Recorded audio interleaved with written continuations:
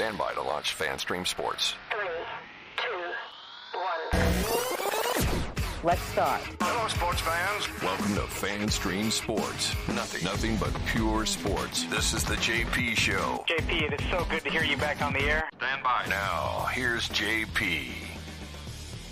All right, a hearty good morning to you as we knock it up here on a hump day. What's up? JP Peterson along with Peter Blake. Lots to get to on this Wednesday as the Bucks are playing for the NFC South Championship again. Should have this one in our pocket, but we do not. But that's okay. We're going to get to that. Will Baker play this week? How effective will Baker be? Should Kyle Trask be getting the nod? We don't know. We'll talk to J.C. Allen today from Sports Illustrated, covers the Bucks. T.J. Pittenger will join us, longtime expert on your Florida State Seminoles and what the hell's going on at FSU. I've got a lot to add to that little mix in terms of the lawsuit and things are happening there. What's going on with the Noles? We're going to fix college football and all kinds of fun stuff. Peter Blake joining me this morning. What's up, brother? How are you? What's going on, buddy? Happy hump day, and a little bit disappointing there on Sunday with the Bucks not getting it done. The Lightning last night, FSU taking on the chin. Yeah. And I got some ReliaQuest stuff for you from Coach Brian Kelly of the winning LSU Tigers. You're going to like that, too. You know, how was that bowl game? I missed it this year, missed all the festivities for the ReliaQuest this year, just too much other stuff going on.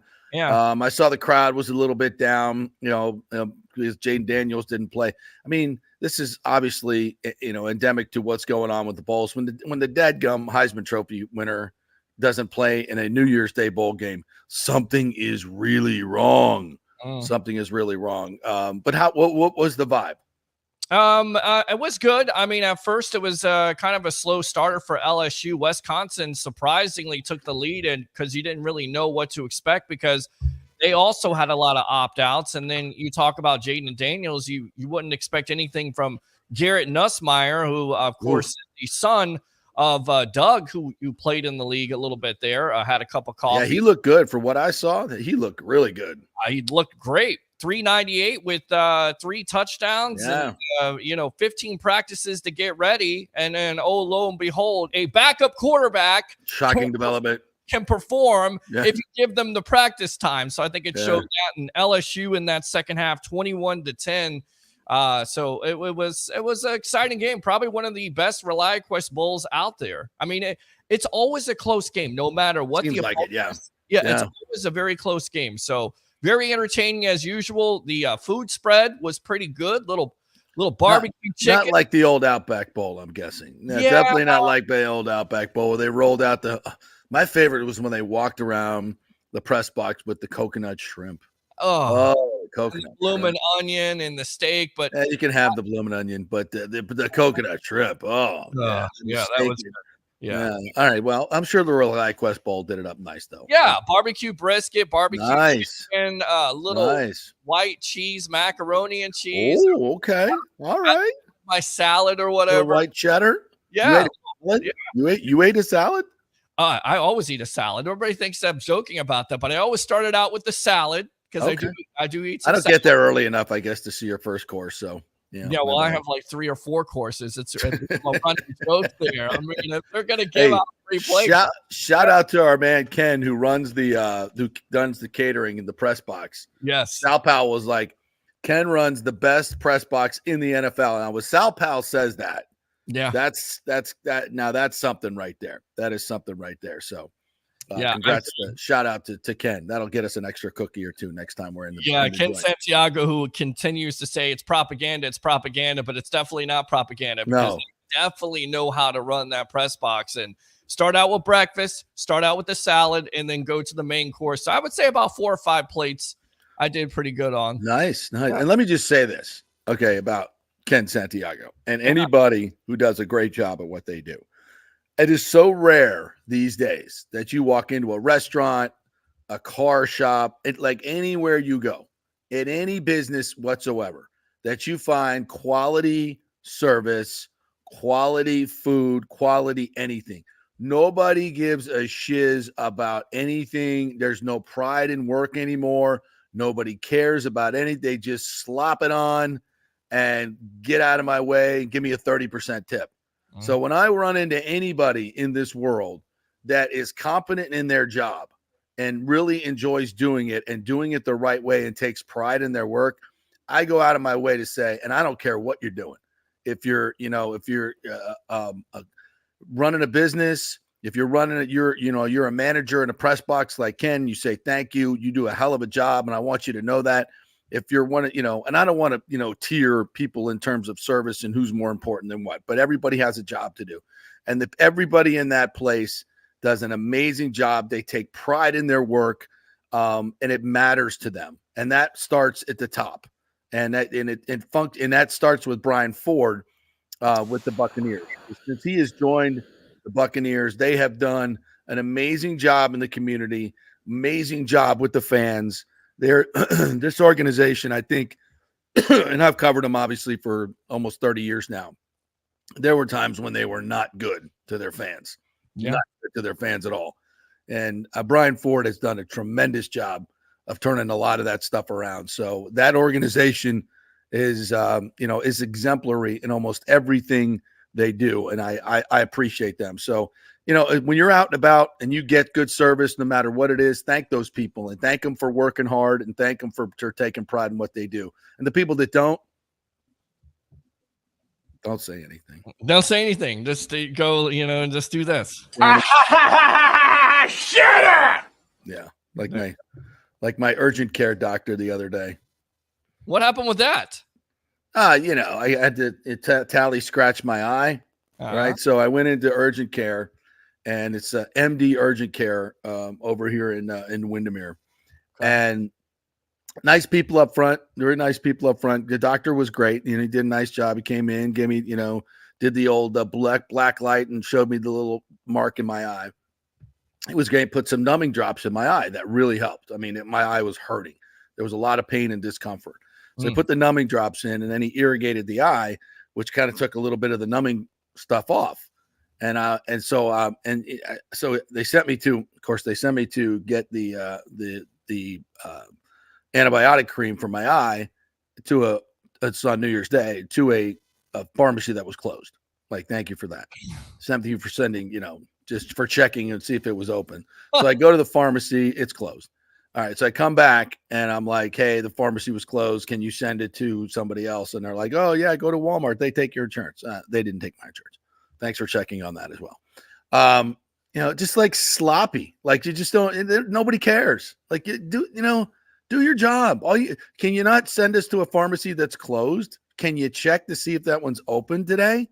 Because maybe I should have done that, but I just assumed since they're sending prescriptions out on New Year's Day that they've checked to see that you need immediately, that they've checked to see if the pharmacy is open before they did it. And, check to see if they take my insurance, the other one they sent it to. Of course, they didn't. So while I'm there, I said, hey, can you put a little bit more, can the doc put in a little bit more numbing drops in my eye? And she's like, oh, I don't know about that. I'm like, well, I'm here. He's there right behind the door. Shouldn't be a problem. She's like, let me go check. So she comes back with a couple of bandages for my eye. Like, I need a bandage. No, I need numbing cream or numbing drops. Right. And she's like, yeah, he said he couldn't do that. That's a whole new procedure. I'm like, a whole new procedure? I tip my head back. You squirt the stuff in my eye. You've already diagnosed it. You know what's going on. Like, help a brother out. Like, help a human being. You have the ability. You have the stuff back there to make me feel less pain.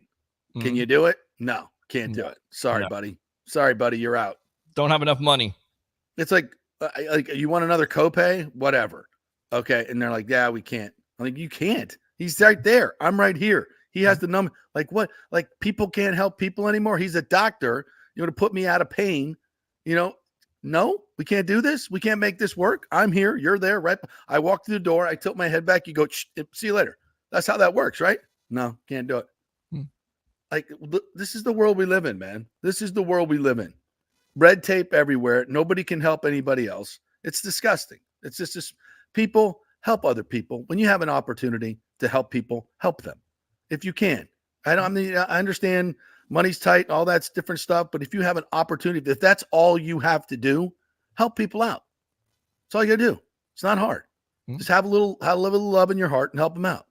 Little message, public service message from the JP Show today. All right, let's get into it.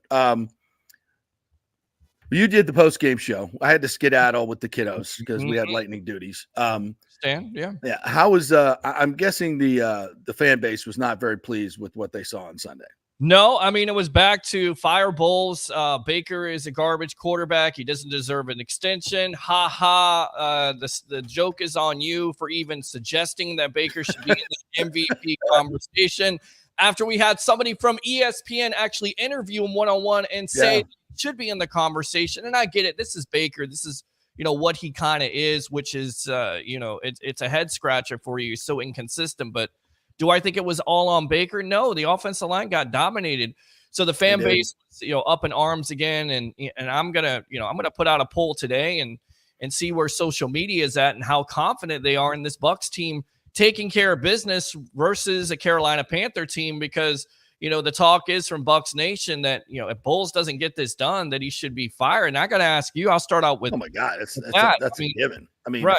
Listen, this is don't even put out a poll on that. That's like duh. If they lose this game to Carolina, Todd Bowles is done. If they win this game against Carolina and they lose in the playoffs, Todd Bowles is done. I talked about this yesterday, and again, we love, and with Scott Reynolds as well, we love Todd as a human, incredible character, integrity, just best dude ever. We love him. We rooted for him. We're rooting for him to get it done. But I mean, this guy has been, and we've got 5 seasons now, 5 or 6 seasons now as a head coach. He has a losing record. He has a losing record as the Buccaneers coach. And you could sit there and say, well, they have the most dead cap space of anybody, blah, blah, blah, blah, blah, blah, blah, blah, blah. They play in the worst division in football, and it's not even close. It's not even close. And so all those other things you can say, last year he couldn't handpick his staff. He couldn't, make all these excuses for him. And I'll just keep coming back with, you have the worst division in football. And yeah, you won it last year by a half a game. If you win it this year, you'll win it by a half a game. And it's the totality of what you're seeing. When you play, and yes, this is why Sunday's game was such I was, even during the 4-game win streak, I was not one of these people going, oh, let's give Todd Bowles a long-term contract. No, I was not. Right. What were they doing? Barely beating Atlanta, barely beating Carolina. Good win over Jacksonville. No question about it. I mean, it's good stuff. You win 4 games in a row in the NFL, you're doing something good. But you have to look at it in totality and say to yourself, does Todd Bowles give you the feeling that he can, under his stewardship, this team can grow and become a dangerous and a Super Bowl team? Hell no. I mean, if he can't get this team ready, and if people go, well, when he wins, you don't give him credit. No, we've given him credit on this show. We've given him credit on the Sports Web. But when he loses, and my problem is, JP, you know how big this game is. And you have players, and, talking to TJ Reeves at the end of the game on the postgame show, the Buccaneer Radio Network, he was interviewing players and, Tristan Wirfs and Levante David, and they were saying, we weren't ready to play. Well, yeah, that's on the players, but that's also on the coaching. The coaching has to have this team ready. Exactly. Why don't you have this team ready? I'll tell you what, let's go out to our guest coming in here from Sports Illustrated. Let's go out to Mr. J.C. Allen here live on the J.P. Peterson Show. What's up, J.C.? How you doing, buddy? What's going on, guys? Happy New Year. How we doing? We're good. We're better than the Buccaneers were on Sunday for sure. And they've got everything in front of them. That's true. But we, in order to move forward, we have to do the postmortem of looking backward and make the adjustments, obviously, as the coaches do. So when you looked at the replay of the tape, I watched the all 22. I can see exactly what happened in this game. They got dominated at the line of scrimmage. They got out physicaled again by the Saints, who seem to do that just about every time. They were out coached. Baker Mayfield was holding the ball and making bad decisions. And they turned it over 4 times. Were careless with the football. Do that, you're going to get beat every time. What did you see? I mean, you pretty much summed it up. Lack of execution you can throw in there as well. Yeah. But that's what you look at the tape. I mean, the physicality part of it, The Saints went in pads on Wednesday, and you could tell they were a more physical team all day. The Bucs just kind of had no answer. It's like it's one of those heavyweight fights where one of the guys comes out swinging hard first, early, ready to go, and the other one's kind of still there, sitting back, waiting things out. And that's a great analogy. Rally, but by that time, it's a little too late for that guy to make that rally, and ends up going down. And that's what happened this week. So. How can you explain this Todd Bowles team? I mean, you got a 4-game winning streak. It seems like the team is more aggressive. Play calling is better. And then you have players on this team at the end of it saying they're not ready for the game. And people are criticizing me saying, this is not on Todd Bowles. This has to be on Todd Bowles, right? Not getting this team ready to go? I think it's, it's easy to point the finger at the head coach because he's supposed to have his guys ready to go and, get his guys in that mentality. But, I mean, it all comes down to the players too, and they weren't ready to go. I mean, it's quite simple. On defense, they weren't ready to go. On offense, they weren't ready to go, and that's as much as a player's mentality as it is on the coach. Now, adjustments certainly need to be made by the coach, and you look at what Bowles did, with the soft coverages again, try not to let guys like Chris Olave or Rashid Shaheed beat them deep. He left so much stuff open underneath for those tight ends to eat, and they did exactly that. So as far as adjustments and things like that, with Dave continuously setting up for 3rd and longs, you like to see them start out passing more than running, but also one of my keys to the game was to, establish the ground game to chew up some time of possession. Didn't work the way they wanted to, but that's also execution on the players too. You're calling the plays, and the players got to execute it. So the blame falls on everybody. It's not just coaches or players this week. I think it's everybody has a hand in the pot in this loss, from not coming out ready to go, not making in-game adjustments. And you just gotta. I mean, Todd says it every week, and it sounds cliche, but hey, they've got to coach it better. Players got to play it better. And I think that was, if any week was summed up by that statement, it was this. Will be the epitaph on his headstone. No question, no question about it. All right. So as we turn our attention to this week, obviously the biggest question is, will Baker Mayfield play? He took a shot at the end of the game, and he was really rattled. Another cheap shot by the Saints, which of course the Bucs failed to retaliate, which I'd like to see them actually do at one point. I hate, I'm not want to talk about cheap shots, but when a team keeps doing it, we can go back to the Godwin destruction of his knee, one of the cheapest shots I've ever seen. It just keeps happening, and the Bucs just keep taking it and don't dish it out. They need to start dishing it out. That's what's, I hate to keep going back to Sunday, but that's what's so, it's like, and this is where the players have to take, as you mentioned, have to take the responsibility. Like they're bitch slapping you, man. Like where is the response? Where is the response? Where is the get the pissed off response?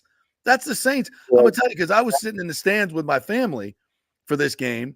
Like my 2 stepkids going to their first game. I'm like, can we leave? I'm like, yeah, it's boring. So like, you're right. This is awful. They'll never go back. I mean, it's terrible. The pregame was great. Awesome. We got down on the field. It was great. But the game itself, it wasn't for those chicken fingers. Those kids would have really died. That's where you miss a guy like Jensen.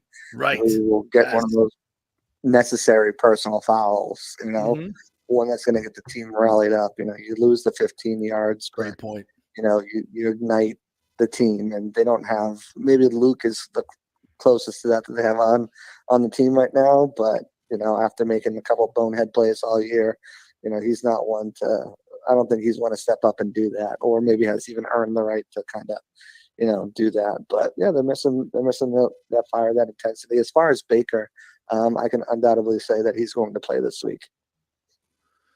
You think he'll play well? Is he well enough to play? Is he going to practice? If he does, here's the thing: if he can't practice this week, and Kyle Trask is getting ready to play, that's an injury, an upper sternum injury.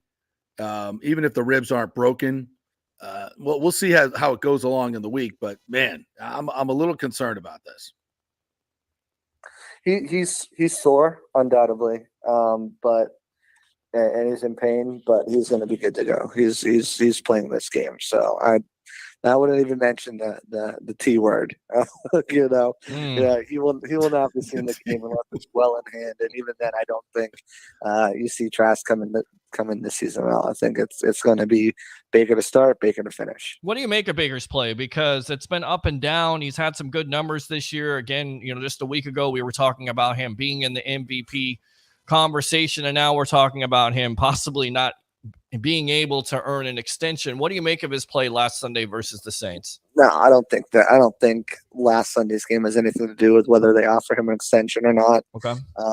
Obviously, it's going to, again, we talked about whether Todd's back or not. I think he is going to be back. So I think Baker will be back. But I think that's the only realm of possibility where Baker's not back, as if Todd's not back. And, I know the Glazers want to see improvement. 9-8 record, gets you that winning record from, versus the 8-9 record from last year. Yeah. Does he need to win a playoff game at home?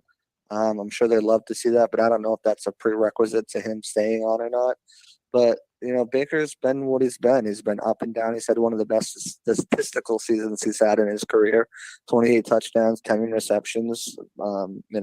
Obviously a couple careless throws this past week, but some of those interceptions will come on tip balls, and those you don't really count on the quarterback. I think he's played adequately well, a top 15 to 10 quarterback. And I mean, just look around the league right now. He's been able to stay relatively healthy and play in every game.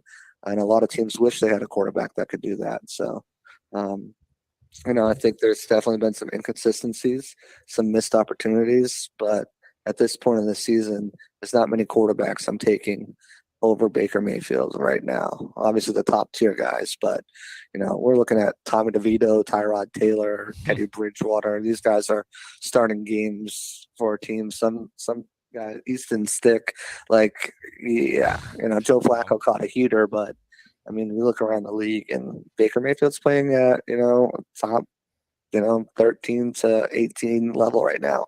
And you really can't ask for more than that, especially on that contract. JC Allen joining us here from Sports Illustrated covering the Bucs. Yeah, I can tell you without question that the Bucs are currently working on an extension and talking to Baker's representatives. I would not be shocked if it was announced this week, as a matter of fact. But we'll maybe that would not be a bad thing. And would that boost this team? Would it give a little bit of direction to the team? Like, this is our guy moving forward. Now, might be a little dangerous if he's injured and goes out and has a terrible game.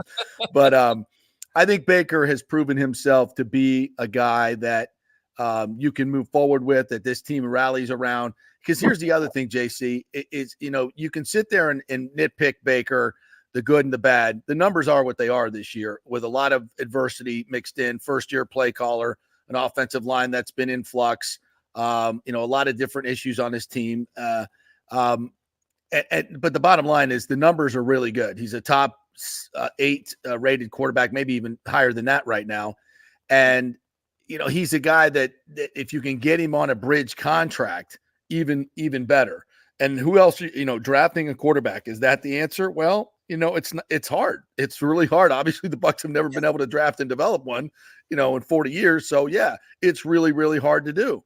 And, who else is out there in free agency that you'd rather have? So, to me, if you can get him on that bridge contract, well, I think you can. He'd be smart to sign one right now. I think it's a go-go. Sign Baker to a 3-year, Geno Smith type contract. Then I would also probably draft a quarterback and go from there. Your thoughts? Yeah, Ryan Tannehill, Tyrod Taylor, Teddy Bridgewater, these are the names that are on. Yeah. Gardner Minshew, those are your free agent quarterbacks. Yeah. Outside of, Kirk O'Chain's cousins, but he's probably so you really don't have many options available. Right. And let's say they're in it and they're one and done, right? They're in and they lose. They're picking 19th. Maybe Michael Penix falls to you, if only. Cam Ward is there, Yeah. But do you want to take those guys and throw them right into the fire right away? I don't think Todd does. No, especially if he's here. And you got to remember too, this team ate the Tom Brady money. They Yep. had very limited resources to build around. They're playing a lot of young guys, a lot of young players. Russell Gage goes down early in the offseason, in the preseason. They're down their number 3 wide receiver, looking for a 6th round pick and Trey Palmer to step up and play that role. And he had a coming out game other than that fumble. But I mean, that's a difficult catch to make. There should have been a little bit more lead there. But, this team this offseason, when they have a little bit more money to spend, I know that, you look at, you got to take care of guys, Baker and Antoine and Tristan and Evans and Levante. And, the list goes down the line with some of the other, Chase McLaughlin needs to be re-signed. He's been huge for this team. He's going to come in a pretty penny. You look at the contracts, but they're still going to have some flexibility and some cap space to use to improve this team and get better.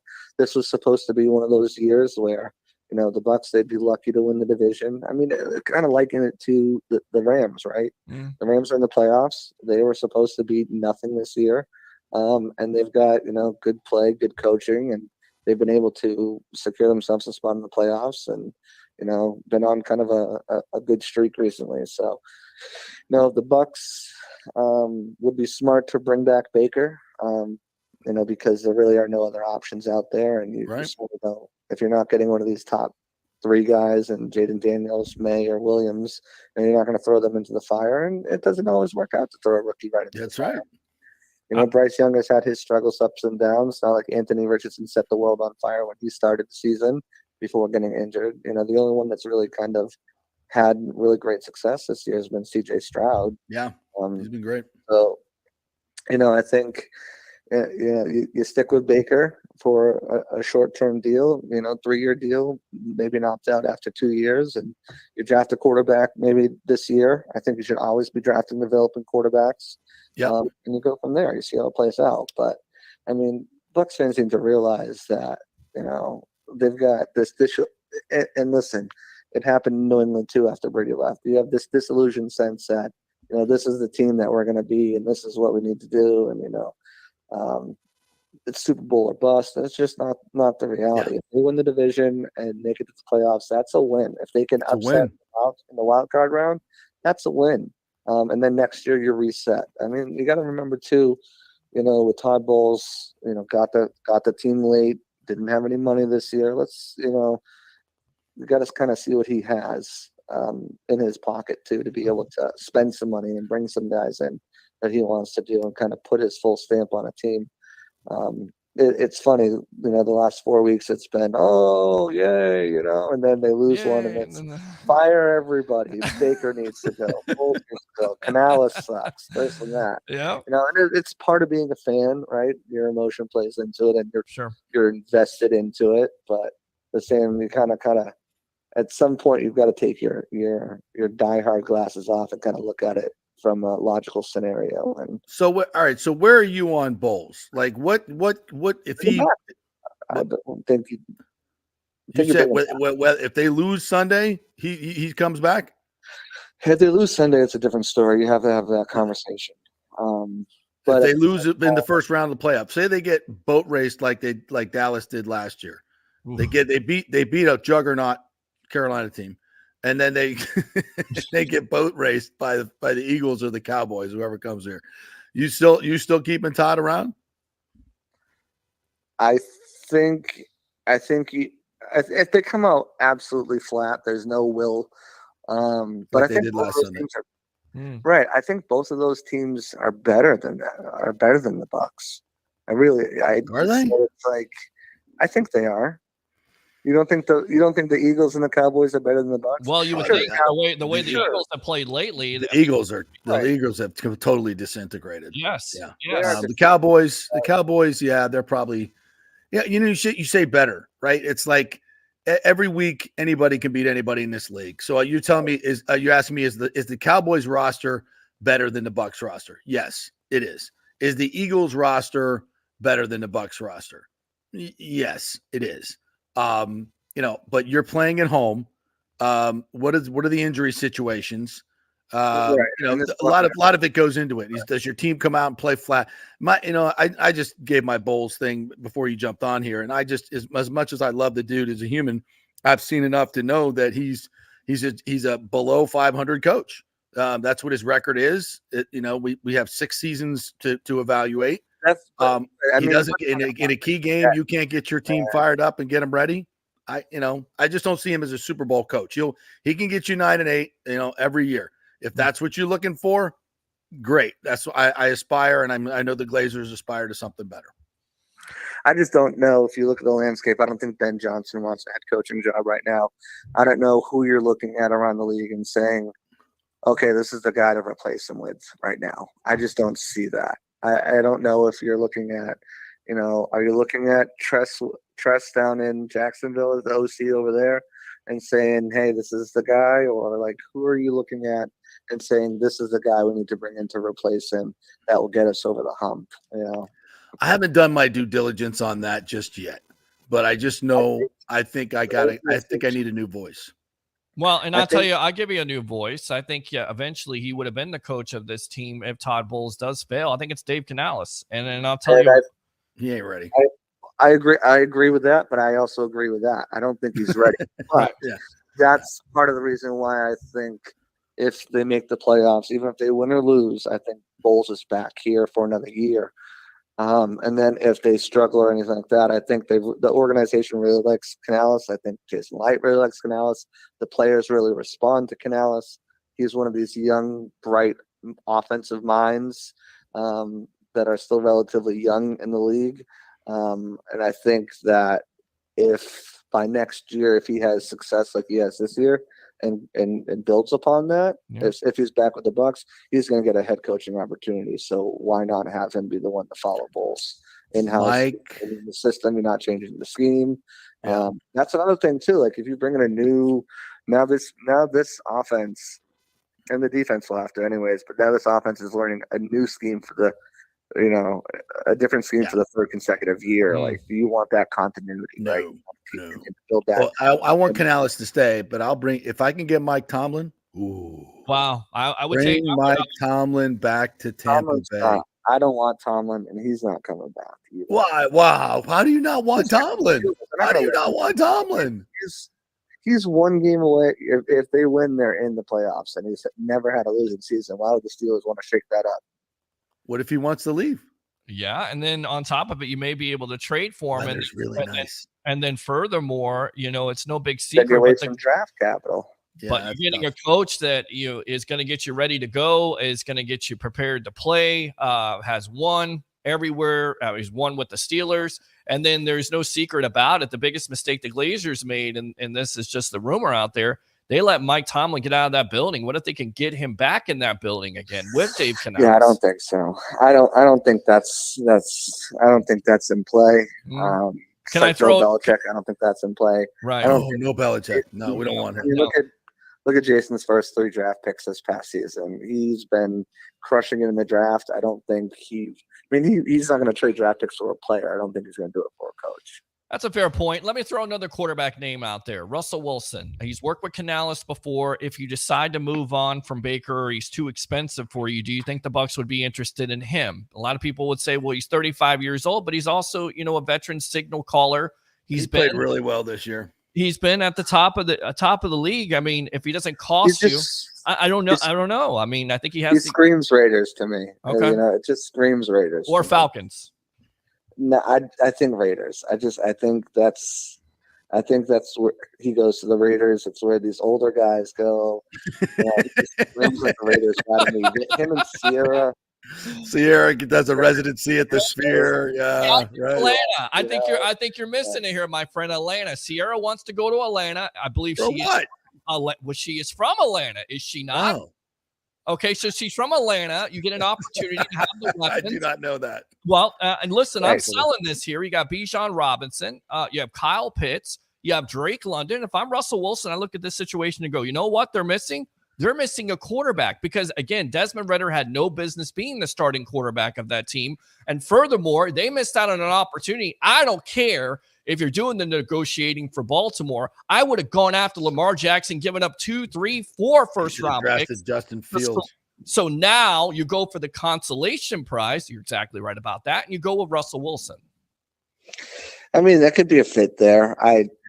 I don't know. I just as soon as this was reported, I just saw him in the black and silver. It's just I think it'll be interesting to see where he goes because it's just a weird deal. I don't know how you play that well. You're the 6th rated quarterback in the league, and you're getting benched because you don't, because clearly Sean Payton wants to move on. Like Sean Payton and Russell Wilson do not see eye to eye. That's pretty damn clear. Yep.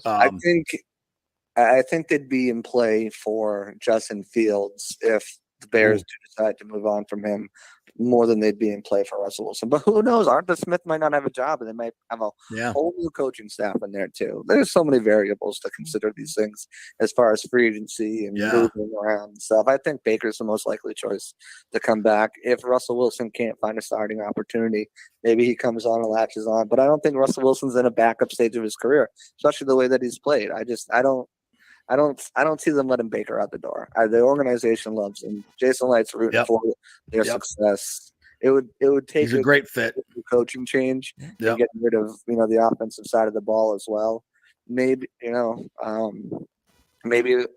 the coaching change, the only way I see Dave Canales sticking around here is if they bring in Shane Waldron as their head coach from Seattle. But I don't even know. I haven't heard a lot of buzz about him in the head coaching cycle.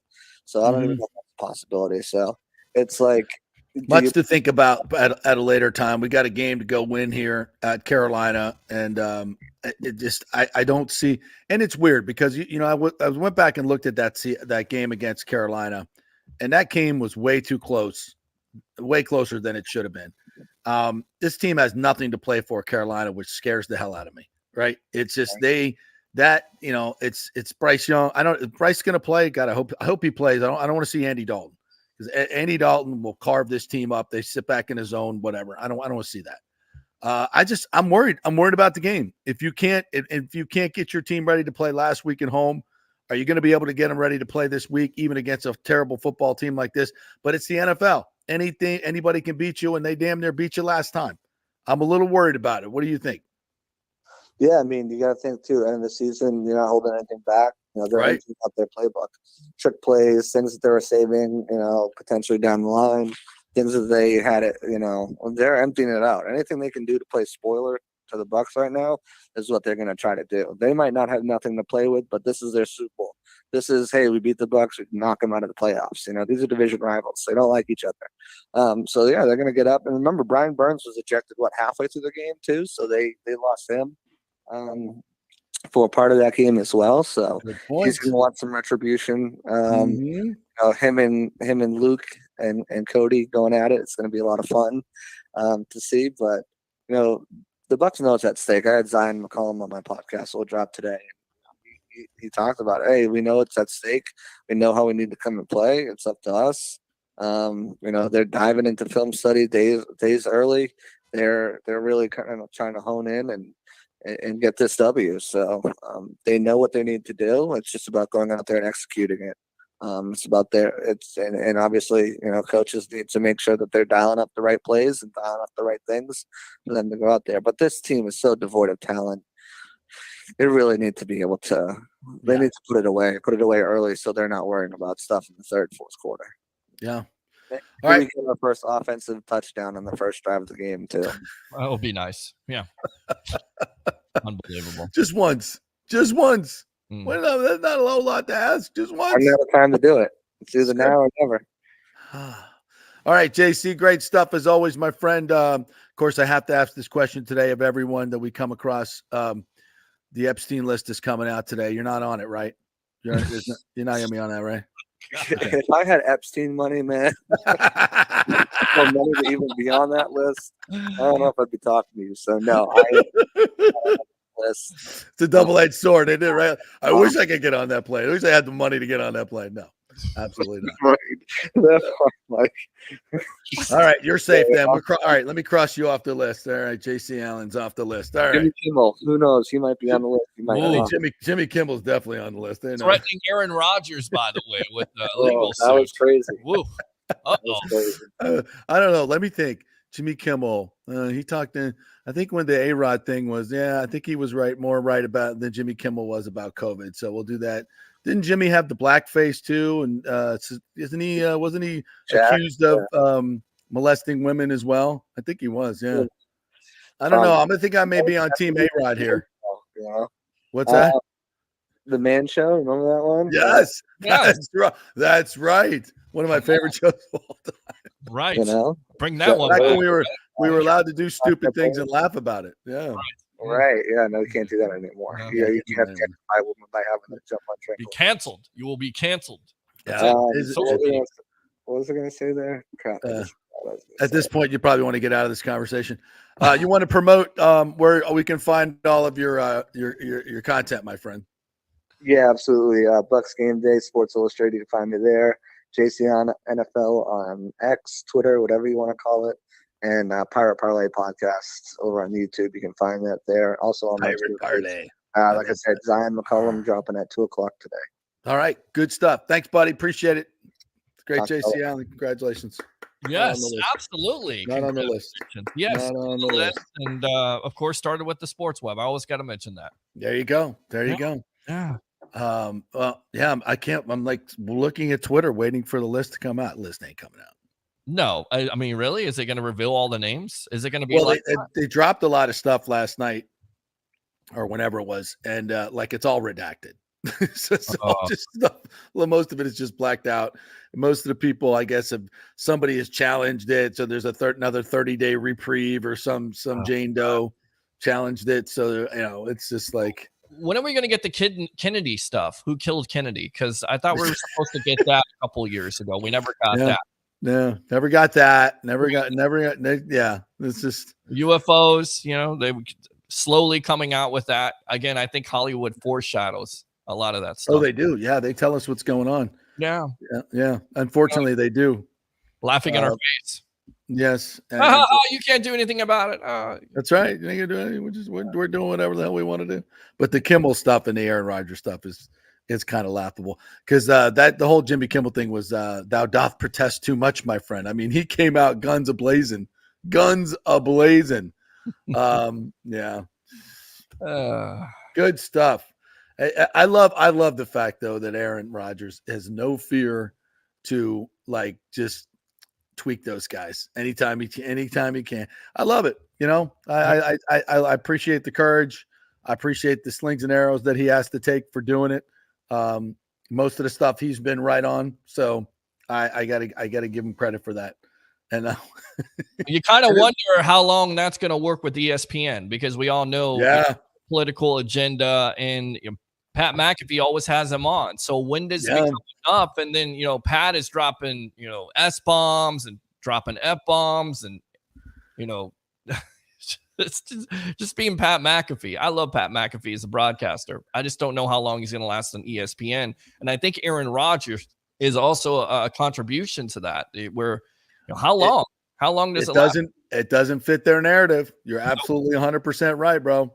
Nope. It doesn't. And it's when I hired McAfee, I was like, this is interesting. No. I'm like, because he does not he's towed the narrative a lot more. Like, he's bought into a lot of their stuff, but he kind of winks and nods at Aaron, like, I know, and gives him the opportunity to say the things he wants to say.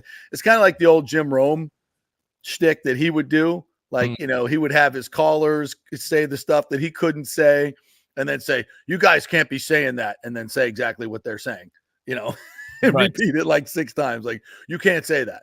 Not on this show. Don't say blah, blah, blah, blah, blah, blah, blah, blah, blah, and then blame it on the callers. Right. So there's a little bit of that going on, but I agree with you. There's too many people in the upper echelon of ESPN and that will not put up with this stuff for much longer. They won't. No matter, but the funny thing is, and maybe this was McAfee's play. I don't know what's in his contract, but because they gave him a lot of money. Now, if it's in his contract that they cancel him because if he's negotiated a really good buyout. So no matter, like, if you don't like the content, if something happens on the show, you still have to buy me out for X amount of dollars. And then he goes back to, doing his show on YouTube and everywhere else and pockets the money. I'll say that's an attaboy. That's an attaboy. But right now I'm putting him in the sellout category. Yeah. I kind of think he's sold out. I think a lot of the stuff he used to say and used to do, he doesn't do anymore. Just simple as that. I mean, if somebody gives you an obscene amount of money to, kind of be a little bit neutered, I think, JP, you would take that. I think we both take that, wouldn't we? Obscene amount of money to kind of neuter myself. I mean, you sell it all the time. They always talk about Metallica. Metallica is the greatest rock band of all time. But people go, well, Metallica sold out. Yeah, they sold out venues. They sold out to millions and millions of fans out there. They made money. Eventually, you want to be the renegade, but at the end of the day, you have to sell something in order to make some money. It's show business, my friend. So wouldn't you do it? It depends on how much you're asking me to sell out. Well, how much was the contract? If you came on here and said, I'll give you, $10 million to go promote Pfizer and all these other and I'm like, no, I can't do it. I'm not going to kill people. I'm not going to tell people to go do something that's going to kill them. Right. And that's, and it's completely fraudulent and no, I can't do it. But if you don't have Travis Kelce, I don't care how much money. Like you're Travis Kelce. And you can believe what you want to believe. We don't need to adjudicate that here. The data is overwhelming now. Just many of us knew it before, the data became overwhelming. So I couldn't do it. And when it comes to like life and death issues and people, I can't do that. I can't kill people. No. Okay. Just you could stop saying shit. I just said shit. Oh shit. Yeah, absolutely. Yeah, don't say that. Right. You could stop saying the F word. We have to. We're going on the radio soon, so we have to we have to now keep our. But we're not yet. So I never say that. So you don't. You never say it, but we privileged information. And by the way, it's so hilarious now of all the stuff that is out in the media that is damaging to people. Yes. Listen, no, we're gonna sell 25 million or whatever it is, bazillion Call of Duty games that are so realistic that it allows people to be completely desensitized to shooting other human beings and killing them. Okay. By the way, if you want to do a deep dive on why there's mass shootings, go look at the correlation between video games, shooting video games, realistic shoot up video games, and mass shootings. Go look at that correlation. Go see how many mass shootings there were. And by the way, there were more guns per capita before video games came out and all the psychotropic drugs that kids are taking these days. Go look at the correlation between psychotropic drugs and video games and mass shootings. It's because there were more guns per capita. It's not the guns, folks. It's the society. It's what we're giving kids. So we can't say shiz or F because that's damaging to children. But you can give 11-year-olds a video game that makes it feel exactly like they're killing other human beings. That's okay because we are big corporations, Hollywood, and we can promulgate violence and shooting it. Yeah, of course, nobody cares about all the violence that's in the media. That has nothing to do with people wanting to go out and do mass shootings. So Hollywood's absolved of all that. It's the guns. Think about that for a second. Use your brain, people. Use your brain. I'm not here for hand everybody an AK-47. I don't think that's the answer either. And we need background checks. Yes, we need to make sure the people that have guns aren't whack jobs. We don't do a very good job of that. Maybe the laws that exist, we should enforce the laws that exist before we start walking into people's homes and taking their guns. The law-abiding people. Okay. But go look at the correlations between those things. I don't know how we got on this subject, but I can't say F or S on a because that's going to be damaging to the children. They can have free access to all the porn in the world that they want. But if I say F or S on seven deadly words in radio. Remember that. Oh, wait a minute. Wait a minute. Yeah, ESPN has to Right. ESPN has to apologize, by the way, for stepping in it once again, besides the fact that Alabama and Texas have been eliminated, which is unbelievable. That's great. But they also showed a flasher there. Oh, my God. Because nobody's seen that before. But, of course, it's I mean, you got to apologize for that. I mean, I thought, that was probably better than, the list of their sins. Right. That's what, 732 right on the list. Yeah.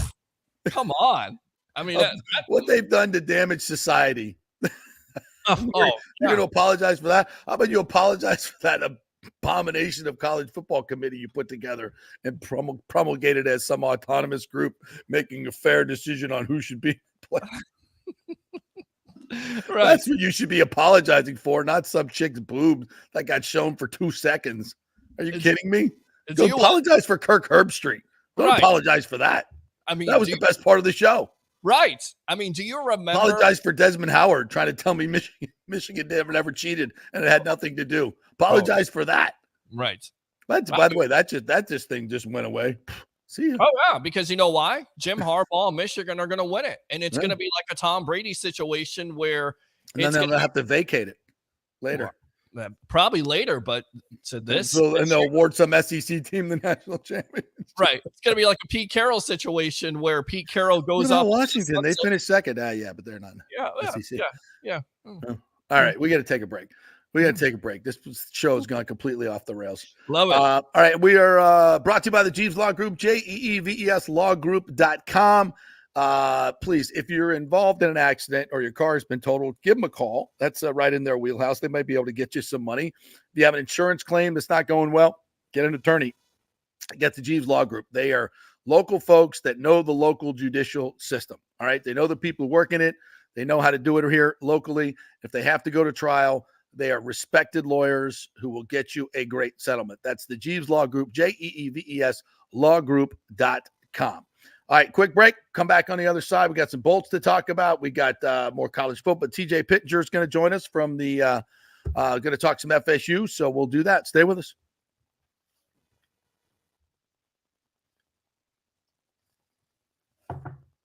Oh, I have to do the break today, don't I? Yes, you do have to do the break. I'm sitting here like, and away we go. Tired of those stuffy, overpriced sports bars? Well, come join the fun at the Patio in South Tampa and watch your favorite football teams under the stars in a tropical paradise. Yeah, it's a unique setting with huge wood decks beneath the trees, and don't worry, they have an inside AC bar with all your favorite bar games as well.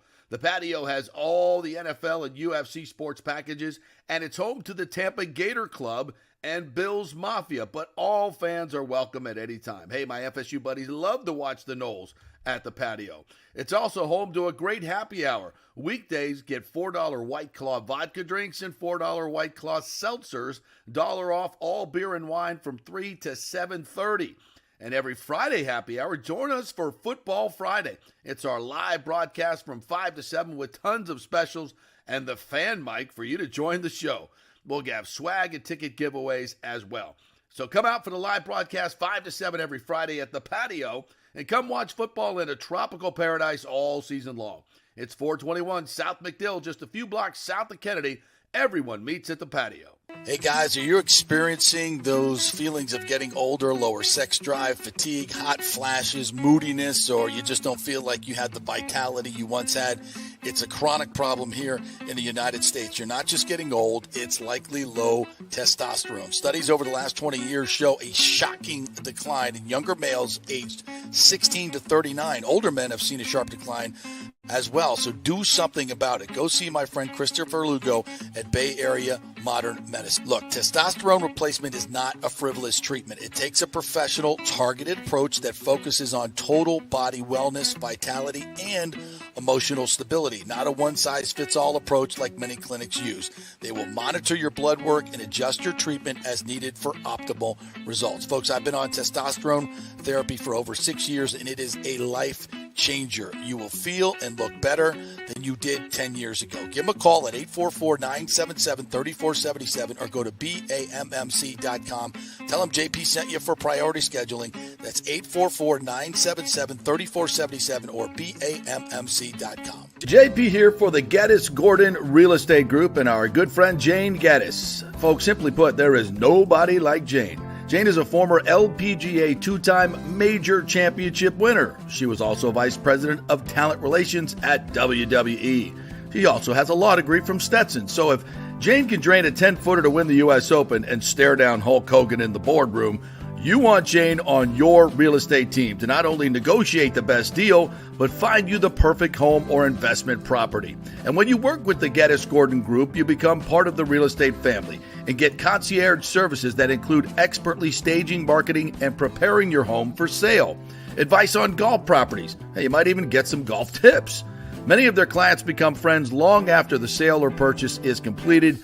It's all part of the deal. So if you're looking for that perfect home or investment property or trying to get top dollar for your home, go with Jane Geddes and the Geddes Gordon Group, because there's nobody like Jane.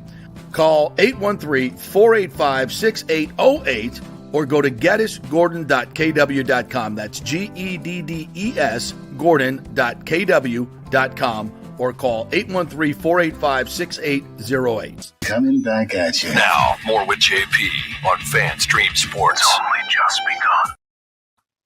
All right, welcome back to the JP Peterson Show, brought to you by the great folks at Bay Area Modern Medical Center, BAMMC.com. If you want to get healthy, you want to get your testosterone right, you want to get your nutrition right, you want to get your workouts right, get your immune system right, go with Bay Area Modern Medical Center. And Chris Lugo will spend an hour and a half with you, going over your blood work, making sure he knows exactly what's going on with you, not like the jamokes I went to at the urgent care center who don't give a shiz about you. They will at Bay Area Modern Medical Center take the time to find out what's going on with you and attack the problems, not just the symptoms. That's Bay Area Modern Medical Center. Make them your new primary care. BAMMC.com. Go to the website, make an appointment, change your life. It'll help you. Trust me. All right, give me an update on TJ. How's he joining us? So JP's running the show today, as you can tell. Yeah, you're gonna have to send him a link. So you have to send him a link in your messenger, because I can't do it. Okay, all right. But we are live on my Facebook page and of course my YouTube cool. page. Are you seeing all these comments that we're getting? Yeah, I was going to get to the comments right now. Why don't you go ahead while I take care of business right here? Yeah. Get to the comment, because you have to run the comments and you also have to send the link. So okay, all right. I'll tell you right now. Let's go out to. I put some videos in there of me interviewing Brian Kelly before and after the ReliaQuest Bowl. Okay, let's get to the comments first. So let's do that first. Okay. This one I wanted to get to. My good friend John Hill. Will the Lightning have a talk with the organist? Do not play music until you hear the whistle. It's old, but we never discussed the strange events on the New Year's Eve game with the stinking Canadians. Yeah, I don't know. Thanks, Johnny. Happy New Year to you, buddy. I don't know if you saw this, but this was one of the most bizarre events I've ever seen. So who was the goalie? That Montembeault was the goalie that night. So he freezes the puck, right? Mm-hmm. And, he freezes it for a good, 1, 2, 3 count. The organist starts playing, like everybody, players are going off the ice, right? Because a lot of times you can't hear the whistle because right. It's loud, right? Yeah. Things are happening. That was a point where the bolts were pushing. There was it was loud. So everyone assumes we're going to have a face-off, right? So Johansson, as he's wont to do, skates up to the corner because the goalies like to stretch their legs when they get a whistle and, get their legs moving a little bit. So he skates out of the crease all the way to the boards. Now, I don't know. I didn't see Marty's post game, Marty St. Louis, the head coach of Montreal, if this is something that they saw on tape and were trying to do. So Montembeault freezes it and then sees Johansson skate to the corner, shoves it over to his defenseman, I forget his name, who shoots it the length of the ice into the open net. And I'm like, what the hell? Everybody's like, what the hell just happened? Right. And so, Cooper's going nuts. Nobody knows what happened. And they go over and they say, the linesmen were coming in to get the puck, and then they circled back out because the puck, it was almost like Marty had told them, we're going to do this. We see it on tape. Johansson likes to go get out of the net quick before the whistle. And which, if that's the case, good on them. But I've never seen it before. And Phil Esposito said in 61 years of hockey, I've never seen anything like it. And so they skated over and they said, we never blew the whistle. There's nothing to really replay here. The whistle never blew. And it's like, wow, and it's just one of those things, you don't want to say, anybody's at fault here. Right. Should the officials have blown the whistle? Yeah. I think that's if there's any fault here, that's the expected thing. Like if a goalie freezes the puck for 2 to 3 counts, then you blow the whistle. Why did they not blow the whistle? That's the expected thing. He didn't, you cover the puck, and then you're supposed to timely, if you're going to play the puck out, you cover it and you flip it out. You don't cover it, look around 1, 2, and then shovel it off to your defenseman after everybody's skating off the ice. So I think in some way there was some responsibility here on the refs to blow the damn whistle in an expected situation. So bizarre happenings, to be sure. Yeah, absolutely. All right, I'm going to try to send him the link here. Let's see if this will work, because you did send me the link before, so we'll see. Send him the same link, guys, because I don't have his messenger. That I got you. exactly good. Yeah. Let's do that, and we'll continue to go through these great comments. Welcome, Giovanni Suzio. I think Tom Brady made a mistake on going to Bruce Arians and telling him to get out of Tampa Bay. Yeah, Giovanni. Yeah, that's when all these shenanigans started. Let's just be honest. We've done it enough here on this show. We all know what happened. Okay. Brady didn't want to be here. He wanted to be in Miami, started to get out of here, because his wife wanted him to be in Miami for his last season. And he was under contract to the Bucs, and Arians was like, yeah, that's not happening. Give me 5 first-round picks and you can go. He got mad at Arians for not letting him out of the contract and said, okay, if I come back, it's going to be without Bruce Arians. And the Glazers were like, what are we going to do? We're going to say no to Tom Brady when one more year of Tom Brady? No, we're not. So, okay, so Todd's going to be the coach. Okay, let's give it a shot. Right.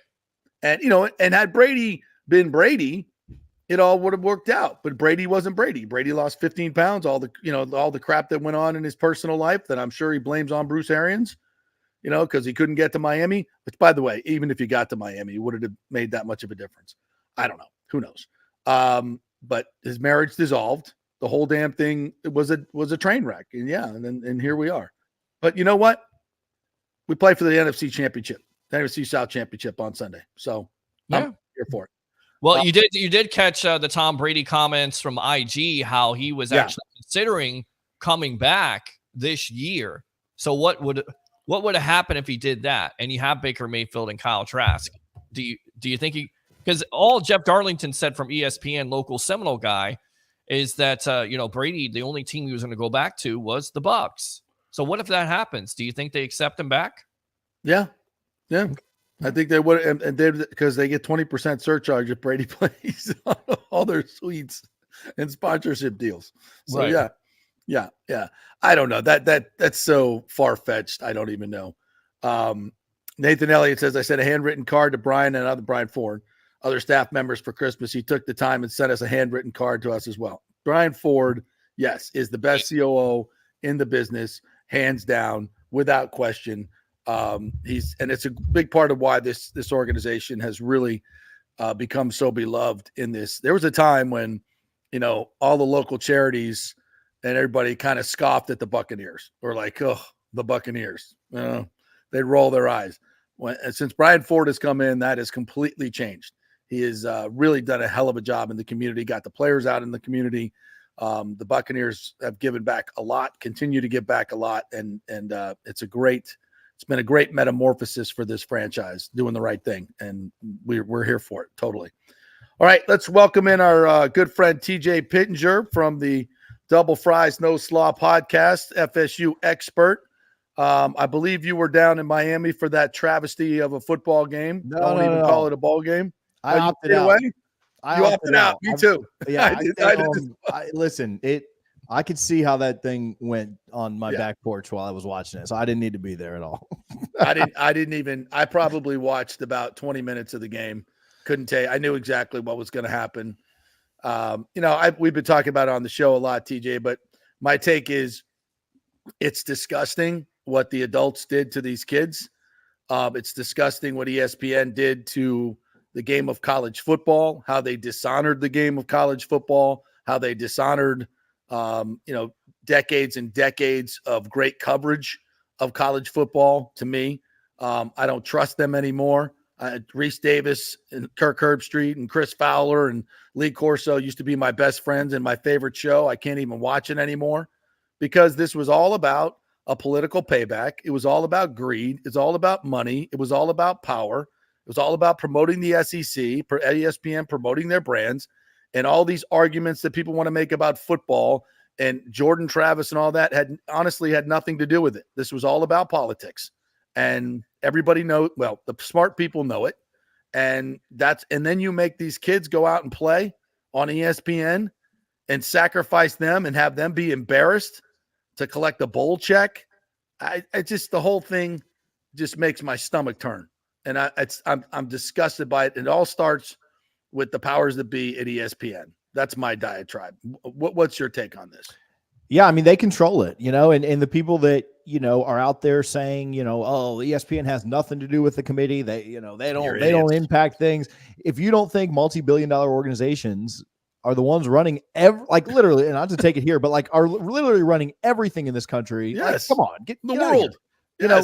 And then you hear even people that work at ESPN or are college football coaches or college football players, like Jaden Daniels comes out, Heisman Trophy winner, is yeah, I think they did that for ratings. And Desmond Howard comes out, works for ESPN. I think they wanted the most favorable TV matchup. And so you've got people who coaches come out. Eli Drinkowitz, coaches from Missouri in the SEC, was yeah, I don't think that, people are coming out and saying they asked the Michigan kid who was sitting on the field after beating Alabama and was yeah, we weren't worried about Bama. We were just shocked that this happened. And so, yeah, anybody who watches football or understands football, outside of, Alabama fans, Florida State haters, Gators, Canes, stuff like that. But there are even several of those that are hey, we're happy this happened because we don't like them, but we know this was wrong. So, yeah, I mean, at the end of the day, I mean, it was an invitational. It's not truly a playoff. It's an invitational, and Florida State didn't get the invite. And so, yeah, it sucks because, the things you love about college football, are the fact that you could play your way in. What's frustrating the most, I think, is I said this, if any other team, which it's happened in the pros, it's happened with different things. If any other team went out and won a game with their backup against their biggest rival, right? You guys were talking about Baker Mayfield goes down and Kyle Trask leads the Bucs to victory and they win the NFC South this weekend. Yeah. It'd be the greatest story. It would lead ESPN and it would be huge. And you've seen that with the Eagles and different teams that won. But in Florida State's case, they were penalized for something that we would reward everyone else. The Lakers, LeBron goes down and they somehow win. It would be the biggest story ever. What tells you it had nothing to do with that. It had nothing to do with that. This was a payback for FSU trying to dissolve the ACC, which would have gotten them out of their grant of rights, in the ACC deal, which makes ESPN hundreds of millions of dollars.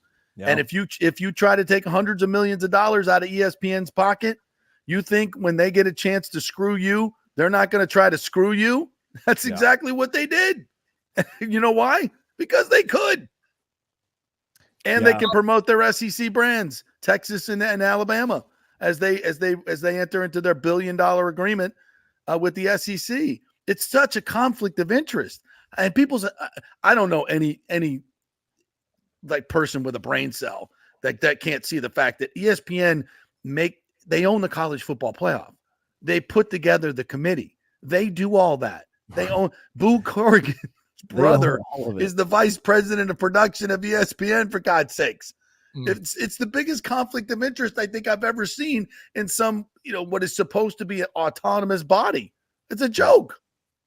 TJ, what did you think of Tate opting out? Because that was kind of a shock. He was practicing, getting ready for the game, and then all of a sudden he decides to opt out. Where do you stand on that issue? Yeah, I mean, I understand why. I think the timing sucked. My take is actually that it wasn't as much on him as it was his camp and his family. Not to point fingers, but whatever, I'll just do it. So I think it was more, I had been told that Tate was pretty happy being a quarterback in Tallahassee, and the benefits that we'll say come with that, whether he was a backup or not. Not that necessarily he was a kid that was going to go take the bull by the horns and go be a starter somewhere. I just don't necessarily think that that's him. And so I think when Florida State was pretty actively recruiting in the transfer portal. Obviously, they ended up getting DJ Uiagalelei a couple of days ago. I think that I don't know, just didn't sit well with his camp, didn't sit well with his family. I think his intention was to stay and fight out for that job or just be the backup again, whatever that would end up being. And then I think eventually his family got to him. But I think, which is fine. Was he going to start? Was he going to start the Orange Bowl, or he was going to start the Orange Bowl? Absolutely, yeah, for sure. I think they would have played both of them. Like they were both getting, half and half reps, but the intention definitely was for him to start. And so for him, who did he transfer to? He hasn't landed yet. Exactly. Why would you not go out on that stage and show something to get yourself? It's an opportunity to go out there and make a few throws and show some people you can play. But I guess he thought, well, we're going to get smashed. No, I don't have any receivers to throw to. I'll just look terrible. Maybe I'll just opt out. Or maybe, but Brock Glenn threw for more yardage, the third string guy, than Jalen Milroe did in the bowl. Yes. By the way, you could have gone out and thrown for more. You could have done something. But really, what frustrates me is I have no problem with any kid that wants to transfer, any kid that wants to leave, whatever. I don't care. It doesn't matter. I mean, would I rather kids not? Sure, but it was the timing of it. Like the team left for the Orange Bowl on Christmas Day, and that is when he let Mike Norvell and them know that this is happening. And so, like, I'm just telling you, the team, the equipment bus was already on the road. Like, there was a bag with Tate's equipment in it already in Miami because those guys leave earlier to be able to set up the locker room and all that stuff. So, like, it wasn't, oh, yeah, we knew this was going to happen. They were expecting Tate to be there. And there was a bag with his jersey in it on the semi going down there with all the equipment and stuff. And so, to me, that's what's frustrating. Not necessarily the fact that he left. It's the fact that you really left your team out on a limb, like on Christmas Day.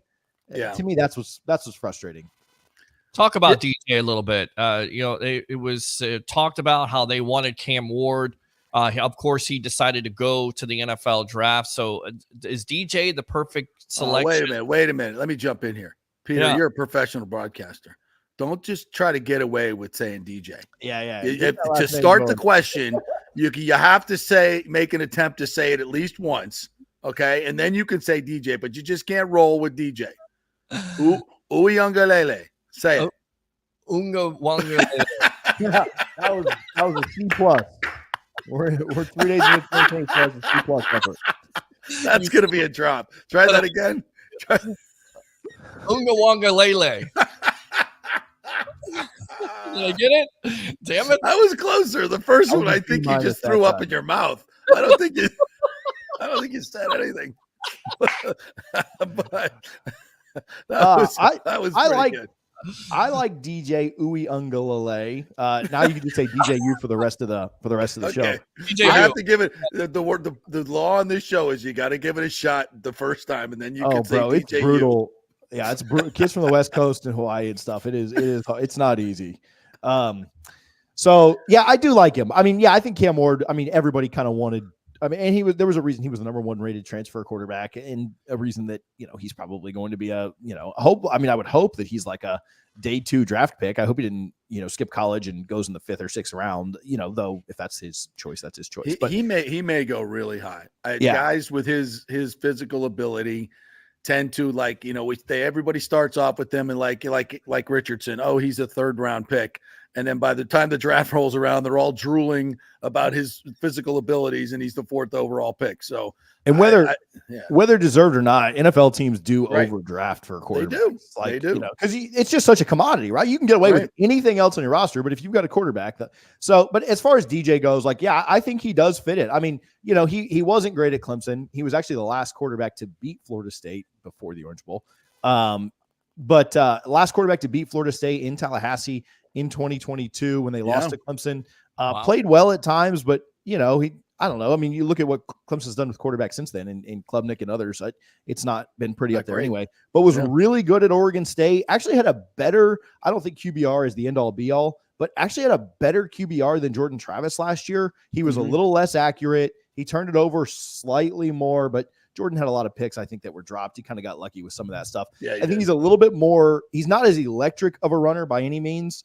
But he is a little bit more durable, right? And Jordan's injury was a pretty freak injury, but I do think he'll be able to kind of withstand some of those hits that Jordan, would get knocked out for a play or two type He's stuff. a big boy. What's he, 6'4", 250? Yeah, he's big and boy. he's tall and he's got a big arm. And, you would hope that the trend of him getting a little bit better at Oregon State would kind of continue. And I think Norvell does a pretty good job with quarterbacks. And if he can get a little bit better than he was at Oregon State, then I think that Florida State can go out and be in every game that they play next year. And I think he probably raises your, with Brock, with Tate or Brock, whatever. I think your ceiling was probably like 8-4 with DJ. Yeah, I think I you agree. can get to a 10, 11 wins. I'm not saying they do it, but I think your ceiling raises. I'm never going to predict a team to go undefeated 2 years in a row, but I think you could get to 10, 11 wins with DJ. I agree. I think, and let's just be honest, these, especially with Norvell's offense and other offenses, you don't, because let's be honest, the knock on DJ is he's not, the brightest bulb in the chandelier. All right. That's the knock on him. And a lot of these offenses now, it's simplified to take advantage of what he does best. And that's run, RPOs, big arm throws. And it's going to, Mark, you said it, Mike Norvell is really good with quarterbacks, and you get it down to what these guys are best at. And that's good coaching. And he's going to have a lot of skilled players around him.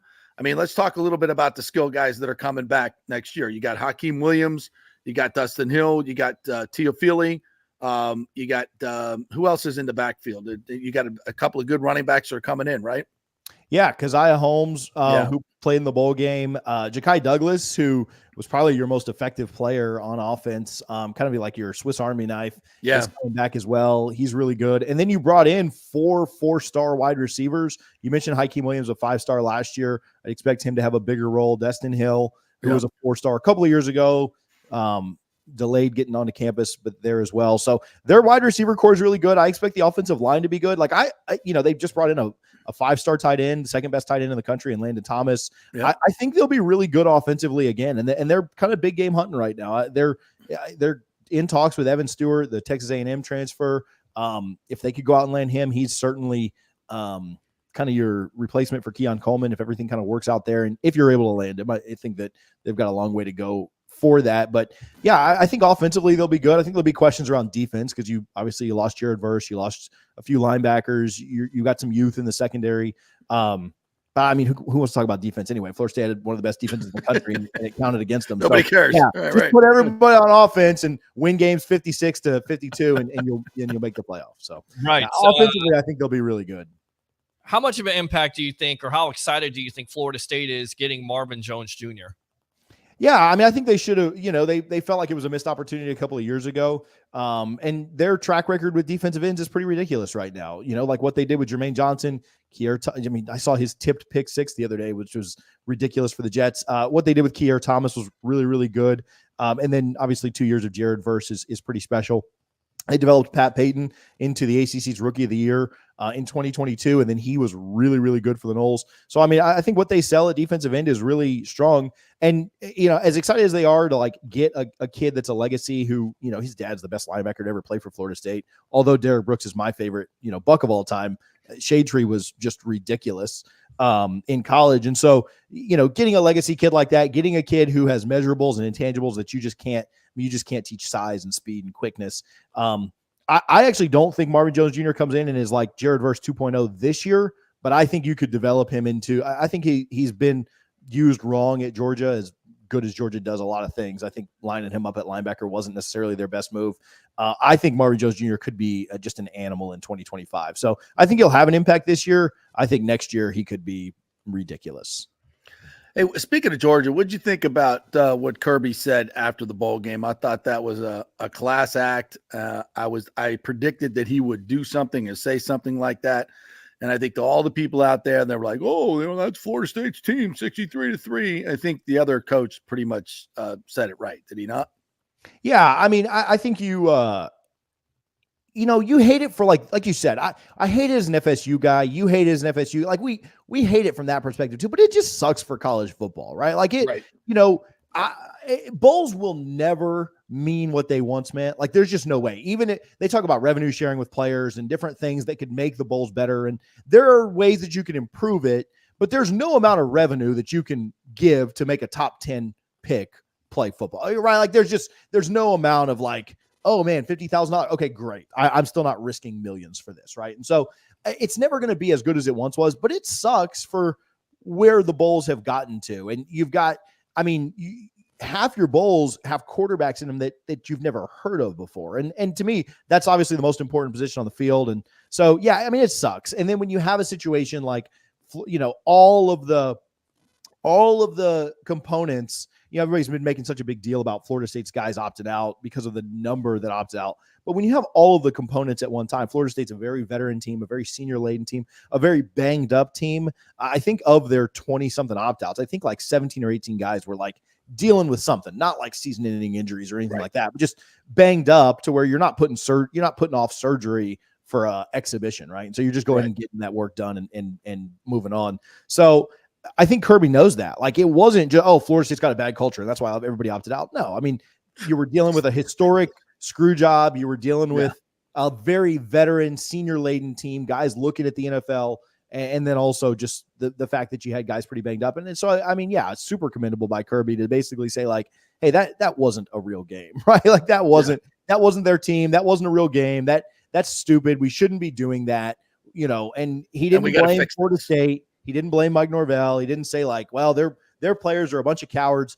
What's unfortunate is Kirby and them had the same number of guys opt out. Unfortunately, they were all just like second and third stringers, minus Howard and a couple more. So they didn't see the same impact. But I'm sure he doesn't like it for his team either to have 27 guys opted out, right? Like nobody likes that. And so, if there's any team in the country that could withstand it, it is unfortunately Georgia, and that's who Florida State was matched up against. Yeah. But I think he hates it for the sport itself. It sucks for the sport. And the 12 team will help it a little bit because you'll at least have 12 teams where guys don't opt out of. And then maybe you don't care about teams 13 through 25 plus. But I think it does suck for the sport in general.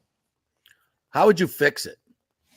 How would you? I've seen everything thrown around from, revenue sharing with the players. I do think that the top 12 teams playing in playoffs will help because you'll 1 through 12, you'll at least not have opt-outs. So that would be all of your New Year's Six games, all of your, BCS games, all of your playoff games.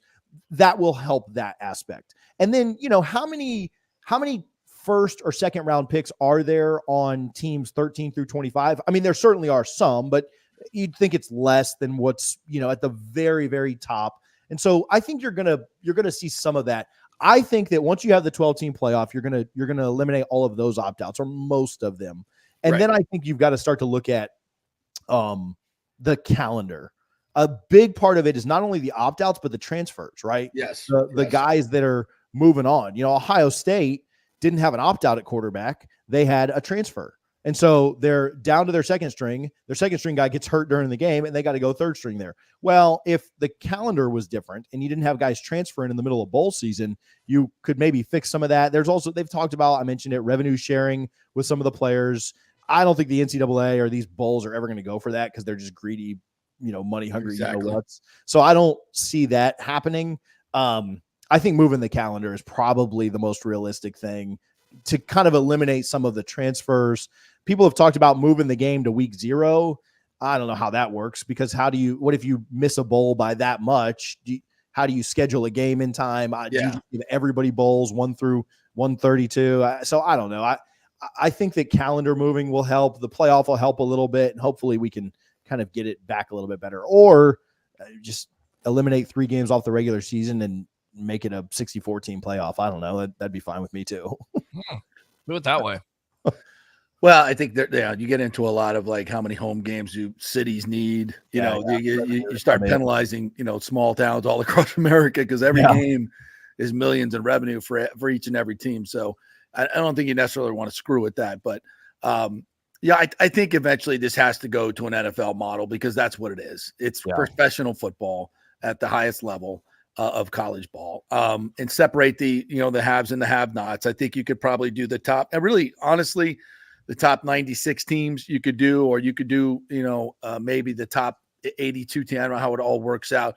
5-6 super conferences, put them back into their geographic, historical homes, right where they should be, reinstate the regionality of college football that really, this ACC having Cal and Stanford is just ridiculous. Yeah. And it's all just driven by money now, right? So, there has to be, and I'm guessing it's going to be the federal government would have to do it and say, all right, we're scrapping the model that exists now. We are going to appoint, not ESPN, but we are going to appoint a blue ribbon committee to set up, 6 super conferences, 10 teams in every conference or whatever it is, or a division. Win your division, you get into conference final, get into conference championship, you're into the playoff, et cetera, et cetera, et cetera. And then there's the players are represented by a union, just like college, just like the professional football, and there's a revenue share. And then you take the football programs out of the university, okay, and because you're going to have to do that for Title IX purposes. And Title IX people will say, you can't do that. I'm like, well, wait a minute. The revenue is all going to go back to support all the women's programs and have them all paid for as well. So you can do this, and it needs to be done. It needs to be bold leadership to do this. The players have to be paid, and then this just becomes a financial, arm of the university, like any booster club would be. And the money goes back into the athletic departments. The games stay on campus. The teams stay on campus. If the players want to go to school, they can go to school. If they don't want to go to school, they don't have to. Stop the travesty of having players that want nothing to do with an education, taking up seats in a classroom for kids who want to. Let's just call it what it is. It's professional football and just move on. I mean, that's what it is anyway. Kids that want to go to school, go. Kids that don't really. You know that, TJ. Since I was in school, it's been that way. Yeah. So, I think that's where it eventually needs to go. What do you think? Yeah, and I think you get to a point where it might help you out with some of this NIL, not nonsense, but just craziness around it. Yeah. You make them employees. Everybody signs a contract. Boom. Exactly. There's none of this. The nonsense part of it is and I am fully on board with Florida State and its collective doing this. Yeah, but it's crazy that it is the nonsense side of the fact that the average Joes, me and you, are the ones sending our checks in to buy these players and induce them to come to college and stuff like that. Like, that's not what NIL was designed for, right? It's ridiculous. And so, yeah, you make them in, and I do it every month because I want to win. And they're now the NIL, the collectives are battling their own universities, for booster money. Like, boosters don't know who to give the money to. Do we give it to the school? Do we give it to the football program? Do we give it to the collective? Like, where do you want my money to go? With it, I mean, it's becoming so ridiculous. And if you had the professional model, then it would be like that money would go into a pot and then distributed to the players in the form of salaries. So, and then if your agent wants to go out and get you true NIL deals, like true NIL deals with Nike or the JP Peterson show or whatever, right? Like, not just these are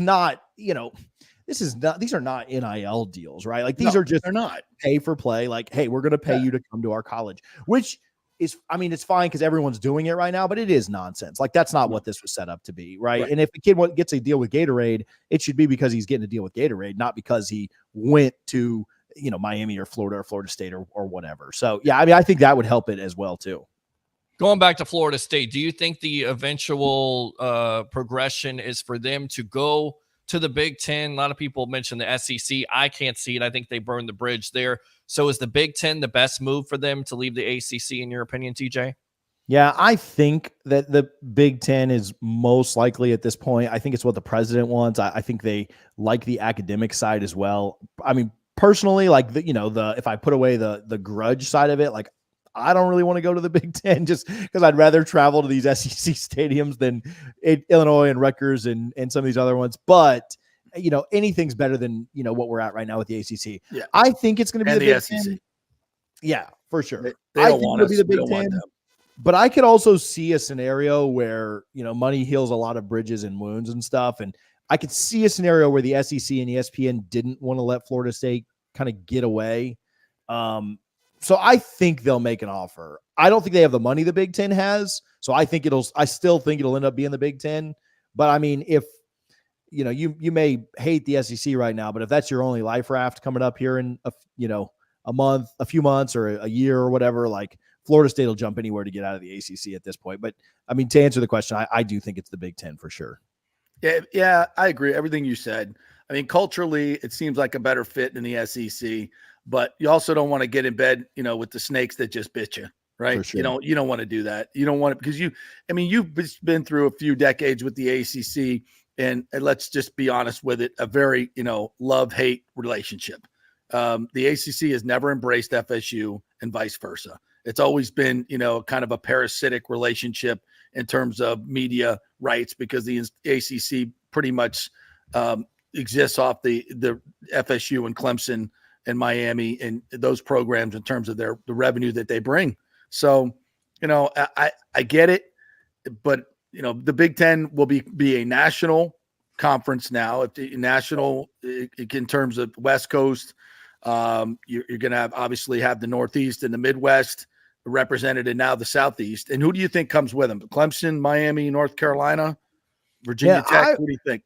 I've heard, as much as Clemson feels like the kind of the right pairing, I've heard that they're not as big. Like the Big Ten's not as big on them. Just academically, they're not really close.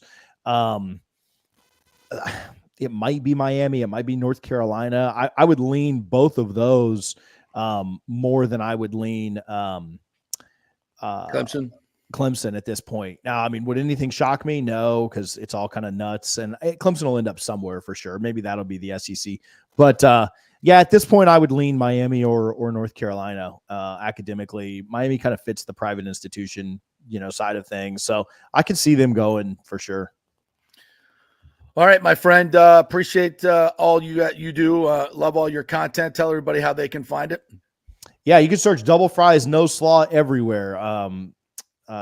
Twitter is just my name, TJ Pittenger. So check us out. All right, partner. Appreciate it. DJ Uyangalele. Comes right off the tongue, guys. Comes right off the tongue like pineapple pizza. It rolls, man. Yeah, it's easy. Like a yeah. You guys. TJU. See you, TJ. Thanks, buddy. DJ, TJ. Everybody's got initials these days. It's beautiful. I'm telling you. JP. Yeah. PH just doesn't get it. PB. No. Yeah. PB. Yeah. PHP.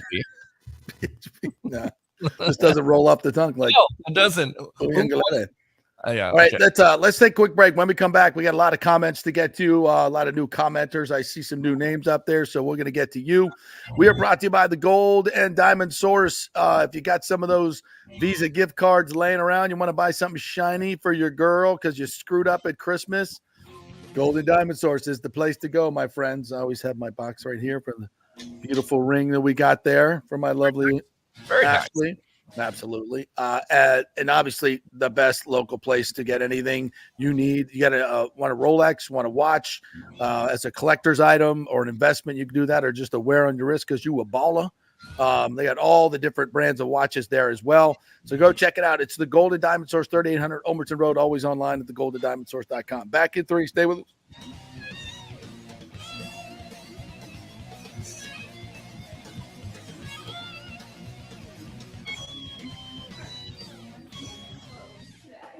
Yeah. Oh, you got to hit that. Hey, JP, you got to hit that. You got to hit that break. Sorry. It's okay. Thanks, buddy. Yeah, gotcha. Hold on.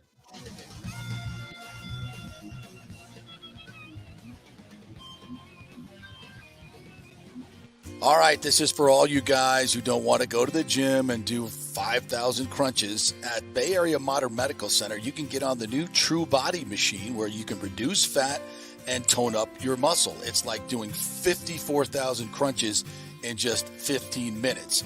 Define your body as you see fit. True Body offers personalized muscle stimulation that delivers the equivalent of those 54,000 crunches in just 15 minutes. Just get in touch with them at Bay Area Modern Medical Center, BAMMC.com. Chris Lugo and the team over there will set you up on True Body and get amazing results. Non-invasive with comfortable and little to no pain and zero downtime. You can isolate and target those areas that you want to improve and treat multiple areas simultaneously. It's an amazing machine, so check it out at Bay Area Modern Medical Center, BAMMC.com. Hey, the holidays are almost here, so take advantage of our layaway offer at the Gold and Diamond Source. Reserve your favorite piece now and pay in easy installments, making your holiday shopping stress-free. And engagement season is here as well, and we've got the largest selection of engagement rings, so visit us to find that perfect ring for that special moment. Looking for financing options? How big a ring can you get when we give you 3 to 5 years interest-free financing to make your dream jewelry more affordable? So this November, make sure you choose the Gold and Diamond Source for jewelry that's always stylish and unique, because your special someone deserves something to be thankful for, right? Find the perfect gift at the Gold and Diamond Source. Don't settle for factory-made imitations, folks. Make sure it's a Gold and Diamond Source diamond for a truly special piece of jewelry. It's the best folks in the world, Julie and Steve Weintraub at the Gold and Diamond Source, 4800 Ulmerton Road, always online at thegoldendiamondsource.com. JP here for my good friends at Italiano Insurance, and they did it again. Once again, Italiano Insurance stepping up with the best customer service. I was in a bind. My old insurance company, my auto insurance, jacked up my rates, so I called Charity at Italiano Insurance, and she stayed till 9:30 at night until she got my insurance done. And guess what? She searched all these companies for me. I didn't do the work. She did. Saved me $1,000 on my annual premium. $1,000, folks. That's real money. And that's what you get at Italiano Insurance. Great customer service. And here's another note for you, by the way, with hurricane season up. 40% of people in Florida are underinsured. That means if you have something happen during a hurricane and you need replacement costs, you're going to get 40% less than you deserve. Can't let that happen. Call the folks at Italiano Insurance and get them to help you out in both those regards. They will save you money and keep you insured properly.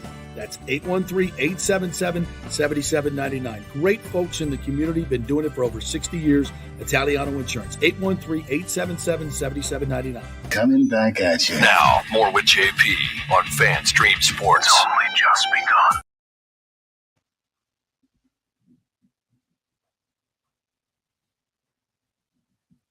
All right, welcome back to the JP Peterson Show. I think he is muted right now. Why am I on mute? I didn't mute myself. I have no idea. You're muted. Yeah, see it. Thank you for jumping in there. Yeah, absolutely. I can't stand dead air. So dead air is like, oh my God, it's dead air. So yeah. So welcome back. Welcome back. We appreciate you guys joining us. We're brought to you by the great folks at Synovus Bank.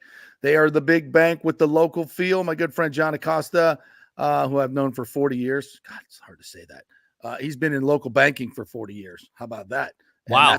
Yeah, they got a lot of people over there at Synovus Bank that have been working for local banks here in the Tampa Bay area for a long time. That's why they are the big bank with the local feel. So head on into your Synovus Bank, get a new personal account and or the business account if you want to move your business stuff over there, and you'll see what we're talking about. They will treat you like it is a neighborhood bank, but they have all the resources of a big bank. So go on in there, tell them JP sent you, and ask for John Acosta or just about any of the great folks there that will treat you like gold. It's Synovus Bank, synovus.com. Go to your local bank and tell them we sent you. I need a loan. That's what I need to do. I need to go in there. Go on in there. Yeah, you know what, a business loan? Yeah. Sports web. Yeah, that's what I'm talking about. Yeah, let's go. Pay off all the equipment and get everything my bills paid and put some back and, have another bill. But damn, get all this consolidate it. Yeah, absolutely. It's a great idea. Great idea for the new year. That's what local bankers are about. That's what bankers are about for small businesses. You go in there and say, hey, this is what I'm dealing with. This is where I'm trying to go. They can say, oh, let's try this. Let's do this. Let's do this.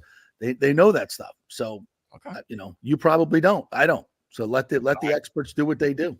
I definitely don't. I know this bank in college, so I know nothing about banking or budgeting or anything. It's there terrible. You go.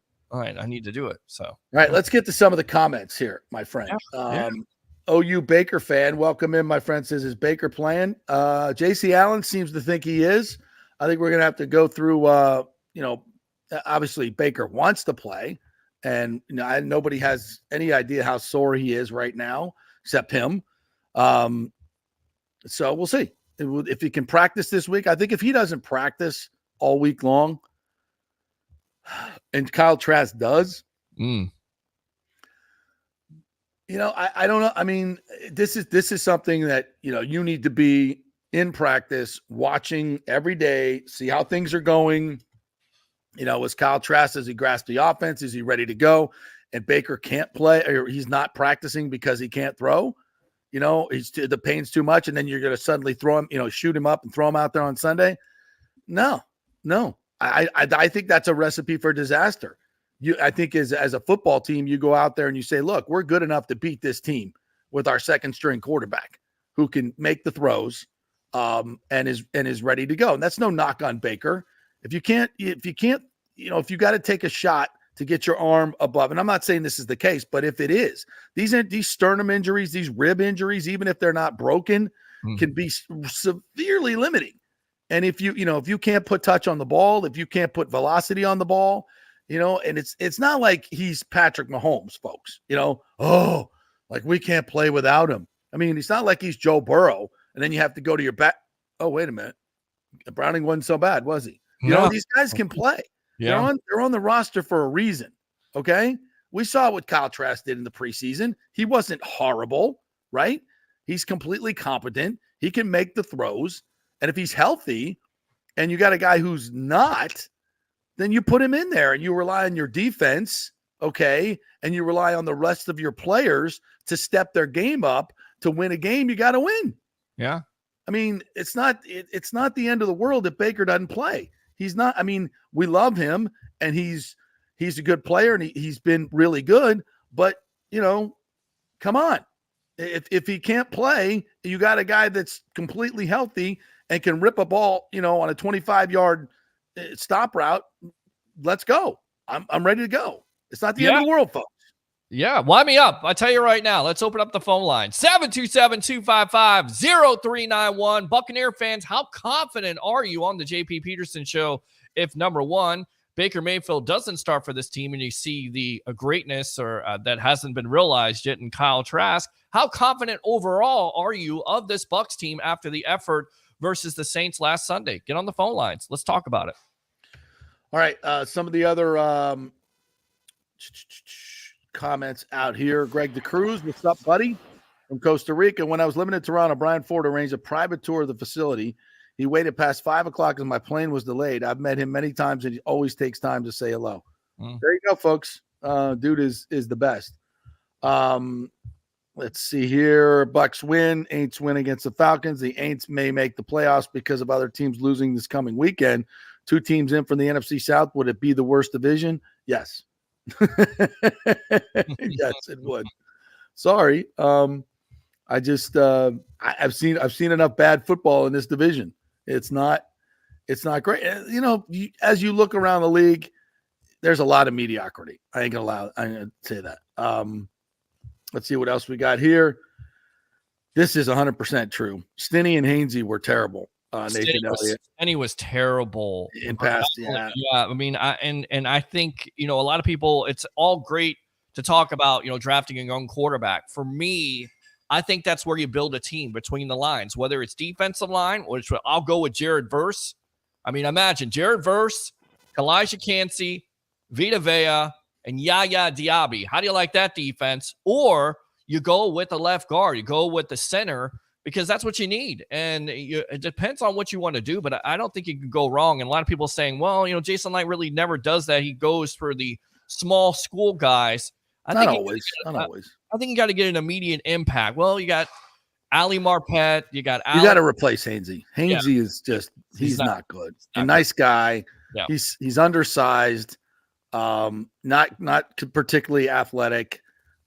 He's just not. I mean, you look at his PFF grades and you just watch the tape. He's just not that good. What about Nick Leverett? What happened to Nick Leverett? Why? I don't know, man. Getting an opportunity, if not at the center position, why not the left guard situation? Because if you're struggling, and I get it, Baker Mayfield, he didn't have a great game, but he was feeling the pressure. If it seemed like the Saints, it didn't seem like it. They dominated the offensive line of the Bucs. That's the problem. You got to give a quarterback at least 3 to 5 seconds in order to throw the ball. You can't have pressure. Baker was not good in this game. He reverted back to holding the ball and looking at the rush. And he just wasn't good. He wasn't the Baker of the last 2 games. He wasn't letting it rip. Guys were open. He wasn't letting it rip. Michael Parr says Bowles is the epitome of mediocre. Glazers have a decision to make, win or lose Sunday. I agree with you 100%. Yeah. I mean, everything you've heard, you saw when they beat Green Bay, how, the big hug, but I think that can change. And I think it could change if you lose to the Carolina Panthers. You have no business losing. If you lose to the Panthers, you have no business. No business. It's Black Monday. You're done. Yeah. Yeah, there's absolutely no decision to be made there. Kathy Gillespie says, wonder how big Matthews' bonus was for that shot on Baker Mayfield. Saints up to their old tricks. Wanted to make sure that Bake's play is affected this coming week. Pisses me off. 100%, Kathy. 100%. They're a dirty team. That's documented. They've been sanctioned for it. And that's who they are. And until you bully the bully, they're going to keep bullying you, as we learned from the Scott Farkas affair. Christmas story. Sandra Nagel says, watching the best show in Tampa Bay. Who is this woman? Who is this woman? That's Peter? my mother. Yeah, I know. that's my mother. She is. What's up, Mama? She's an agent, and on the side, she's the future agent, and she loves this show, loves my show, and she's always about promoting the shows. You got to love that. Thank you. We love that. Yes. What does she say here? They'll be ready for Carolina. How about Michigan Wolverines going to championship title game, and they will win over the Washington Husky? Yeah, go Bucks and go Blue. I mean, she's a Michigan fan, and Mama, I can't be with you on the Michigan stuff. I love you, but I can't be with you. I'm Washington all the way, baby. Let's go, Michael Penix. Big Penix energy. Has he faced a defense like Michigan, who really got after Jalen Milroe, and then on top of it, and I think this is the big time key, with all the adversity that was surrounding this program and Jim Harbaugh, doesn't that kind of motivate you? I kind of see a Tom Brady situation working out. I can see that. And I could see Jim Harbaugh winning the national championship with Michigan and going right off into the sunset into the NFL, either as the Raiders coach, I think he's the Raiders coach, or the Chargers coach. And then eventually a couple years later, they say, well, Michigan had some wrongdoing in the first place, but they don't want to reveal it now because it would be a black eye for college football. I see him going to the NFL. I do see that, but please don't come to Tampa Bay. That's all I can say. And I may be wrong, but I don't think he's going to be successful at the NFL level. You see some of the interviews this week. Oh, he's weird, man. He's just weird. There was a clip on Twitter of him. It was him and Saban at a press conference.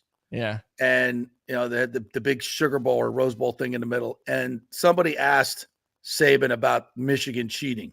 And of course, and Harbaugh was right there. And his body language was like so weird. He was like, somebody asked a question. He was like, and if you're not watching this on TV, it's on your, I apologize to the radio audience.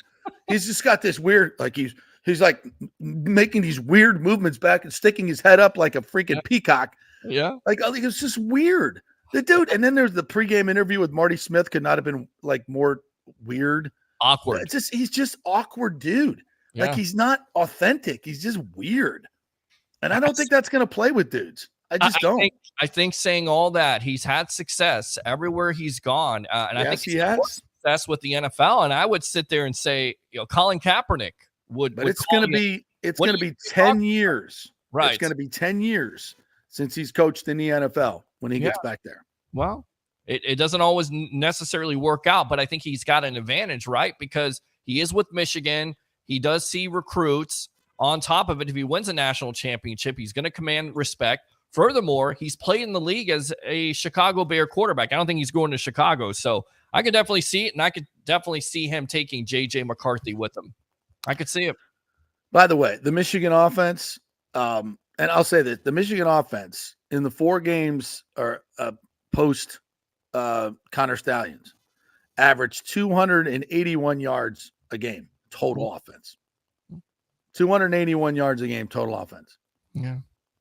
And about, I think it was 130 passing. And people want to tell me that this is some juggernaut offense. And their defense, by the way, the two decent quarterbacks that they played, Kyle McCord and Tua at Maryland, both scored 24 points. Okay? You look at the teams that they played early in the season, the Bowling Greens, the Indianas, all those trash quarterbacks that they played and they held to 4 points. That's where they built up all their defensive numbers. When they've played real offenses, they've been average at best. Now, I thought Alabama would destroy them. Not destroy them. I thought they would beat Michigan, and they were on their way to doing so in the second half before the center forgot how to freaking snap the ball in key situations. Right. Alabama was starting to, and that's Alabama with a crappy quarterback in Jalen Milroe. I think Washington, if they're going to get a load of Michael Penix and those receivers. Now, if their front can get there, now Washington's line is pretty damn good. I think Washington puts up at least 35 points, and let's see if Michigan's offense can stay with them. I'm not sure. They can run the football. Run the football. Ain't no doubt about that. They're going to be able to run the football on Washington. But will they be able to keep up with Michael Penix? I don't think so. Well, that's the reason why you have the best offensive line in college football. That's the reason why Penix has been, so successful. And I tell you right now, anybody's putting him, down in the second round, you're not watching. I don't care how old he is. I don't care how many knee surgeries he's had. The kid's got it. And he is accurate when it comes to the deep ball, JP. Oh, my God. 54% accuracy. I mean, I know there's a lot of Bucs fans out there that would love to see it. I love to see it because he's a Tampa Bay kid. And I tell you right now, that wide receiver, Dunzier, woof. Yeah. People talk about Malik Neighbors. People talk about, Marvin Harrison Jr. That kid right there, somebody's going to get a steal. I mean, I think he's going to go top 10, but he may be actually better than both of those wide receivers we just mentioned. Neighbors, pretty damn good. Really Got a chance to see him at Raymond James here just a couple of days ago. So Derek Stevens says, can we keep Canales if we move on from Bowles? Yes. Bowles? Did you meant that? Yes, we can. It depends on who you hire. It's not a misprint. Yeah, Aints, Falcons, Panthers, Washington, Raiders, Chargers are all going to be seeking new coaches. There will be others. Keep who you got. And Todd Bowles? We'll see. As I've said, you're going to have to take a look. It looks like if they go out and smoke Carolina and win a playoff game, and they play the way they were, then I would entertain it. But I mean, God, look what you saw on Sunday. Yeah. Look what you saw on Sunday. And it's been a usual thing in those situations. You kind of feel like, again, is he too big for the moment? We've seen this team go on a 4-game winning streak and play their game. And like you said, we were talking about in the press box, they revert back to their same ways. They revert back to running on first down, 2 yards in a cloud of dust instead of coming out and throwing the ball. And I get it. Your offensive line isn't great. They didn't have a good game against the Saints. They dominated, but still, this is a throwing football team. I get it. Everybody wants them to be a running football team. No, you throw to set up the run for this team. And if they haven't learned that yet, then I don't know. I don't know what they're looking at. Yeah. Great fan Harry Berg says the NFL stands for no freaking logic. You win, you're in. Think about that for a second. I mean, it's just, it's bizarre. I mean, the Cardinals beating the Eagles like every week. It's just crazy. It's absolutely bananas. All right. Wanted to talk a little bit about the Bolts last night. I don't know if you guys watched the game. They lose 4-2 at Winnipeg. Winnipeg's on a 9-game point streak right now. Yeah. They are probably one of the top 4 teams in the league right now. And why? Because it's defense. And isn't it interesting who their coach is? Rick Bowness, who had this Lightning team playing phenomenal defense. It's one of the reasons they won the Cups. And this Winnipeg team now is held in the last 13 to 14 games they've played to 2 goals or less, held their opponents to 2 goals or less. Wow. 11-1, by the way, since December 1st, and I think only giving up 25 goals in that time span. So amazing in itself. And second period, they came back to haunt the Lightning once again. Yeah, Lightning really played with good energy last night. I thought they played with terrific energy, especially in the first period. Had a lot of puck possession, but could only get 1 power play goal. They're 5-on-5. They just have not been able to score. Hellebuck was really, really good last night. And, he was – and it seems like this has been – Lightning have never really had a problem scoring goals. But right now, they're getting a lot of shots and a lot of opportunities. They're not scoring goals. They're goal scorers. They're just not – I don't know what it is. Those things should even out over time. So that's why I still have confidence that this team can come back and be a factor. But they're depleted right now defensively. They only had 5D last night. So it's going to be a tough road trip. They've got Winnipeg now. They've got Minnesota tomorrow night. Yep. Minnesota's playing really good hockey, and then they got to go to Boston. So you got to get, at least 2 points out of this trip. So hopefully they can get a couple in these last 2 games. But last night was a was a kind of a disappointing night once again, but not unexpected. I mean, Winnipeg is a really, really good team. Yeah, no, agree. And Kucherov scores again last night, so you could be looking at him as 30 goals just on this road trip. And anybody doubting that Steven Stamkos is not a Hall of Famer, check these numbers out. 202 goals on a power play in the history. He ties who? Steve Yzerman. Steve Yzerman, wow. He's only 2 goals away from who? Wayne Gretzky. Leave no doubt, my friend. Nikita power play goals. Wow. Stamkos is definitely a Hall of Famer with just that stat alone. So Stamkos, once again from that spot, is just deadly. Yeah, he is just. Yeah, he's a Hall of Famer. I think, and I've said this many times, I think Stamkos is a Hall of Famer. I think Hedman's a Hall of Famer. I think Bassey's a Hall of Famer. And I think Kucherov's a Hall of Famer. You're watching 4 Hall of Famers play for your Tampa Bay Lightning right now and enjoy every minute of it. And they've got some work to do. Brisebois has got to find some answers on the blue line at the deadline. I don't know how he's going to do that with no cap room, but I don't know what's going on with Stamkos. Is it the contract? I don't know. He does, he's not talking as much as he used to in the media. There's a vibe just that's not great to this team right now. I don't know what it is. I don't know if it's something underlying. And obviously I work for the Lightning, but I don't go into the locker room anymore like I used to because of my post-game duties. So I'm not around the team as much as I used to. So I'm not going to pretend like I know. I talk to a lot of people, obviously, and try to get their feel for what they think is going on. But, the general feeling is it's just that they're just a little bit off. They're a little bit off. And when they get, maybe when they get healthy or maybe, there's one addition that they need to bring in. I think they do need a kind of a crap starter. I think they need, like a Dave Andreychuk type guy to come in. People talk about Maroon and Corey Perry, how they were the guys in the locker room when the team wasn't performing or, playing with fire, they would fire them up and hold the other guys accountable. You need guys like that. And I'm not sure if they have anybody like that right now. And, the Bucks and the Lightning are kind of very similar in that way. They got a ton of great players, ton of great character players, ton of guys with championship pedigree, but they don't have any crap starters. They don't have any guys that are, that are going to walk around the locker room, the dressing room, and just kick you in the ass. Go, let's go. We're better than this.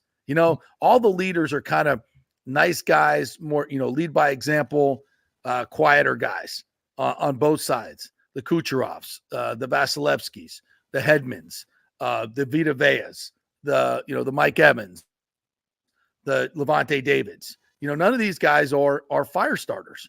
And maybe that's what both of these teams need.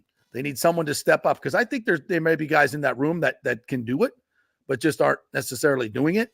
So we'll see. I mean, so much of sports is about emotion and playing with edge and playing because everybody's good, man. Everybody's talented. And you're a professional. Everybody's can skate. Everybody can hit. Everybody can run. You got a lot of great talent out there. It's like which teams find that extra gear, that extra motivation, that focus, that laser focus that gets you going in those critical times. That's the teams that win championships. Those are the teams that are better. And you don't see either one of these teams playing with that edge right now. But it's there. It's there. I know it is. So we'll see if it comes out. All right. Anything else we have not gotten to today? We got the Brian Kelly stuff. Do you want to get that? Want to get to that? Because I put that in there in your. We're at 12 o'clock. All due respect, I don't know if there's a lot of LSU fans out there. Not anybody. I know it's great that they all came here, but I don't know how. To our audience, not sure how critical it is. No. All right, thank you guys for joining us. Appreciate you hanging with me in my production facilities here. We'll get that straightened out.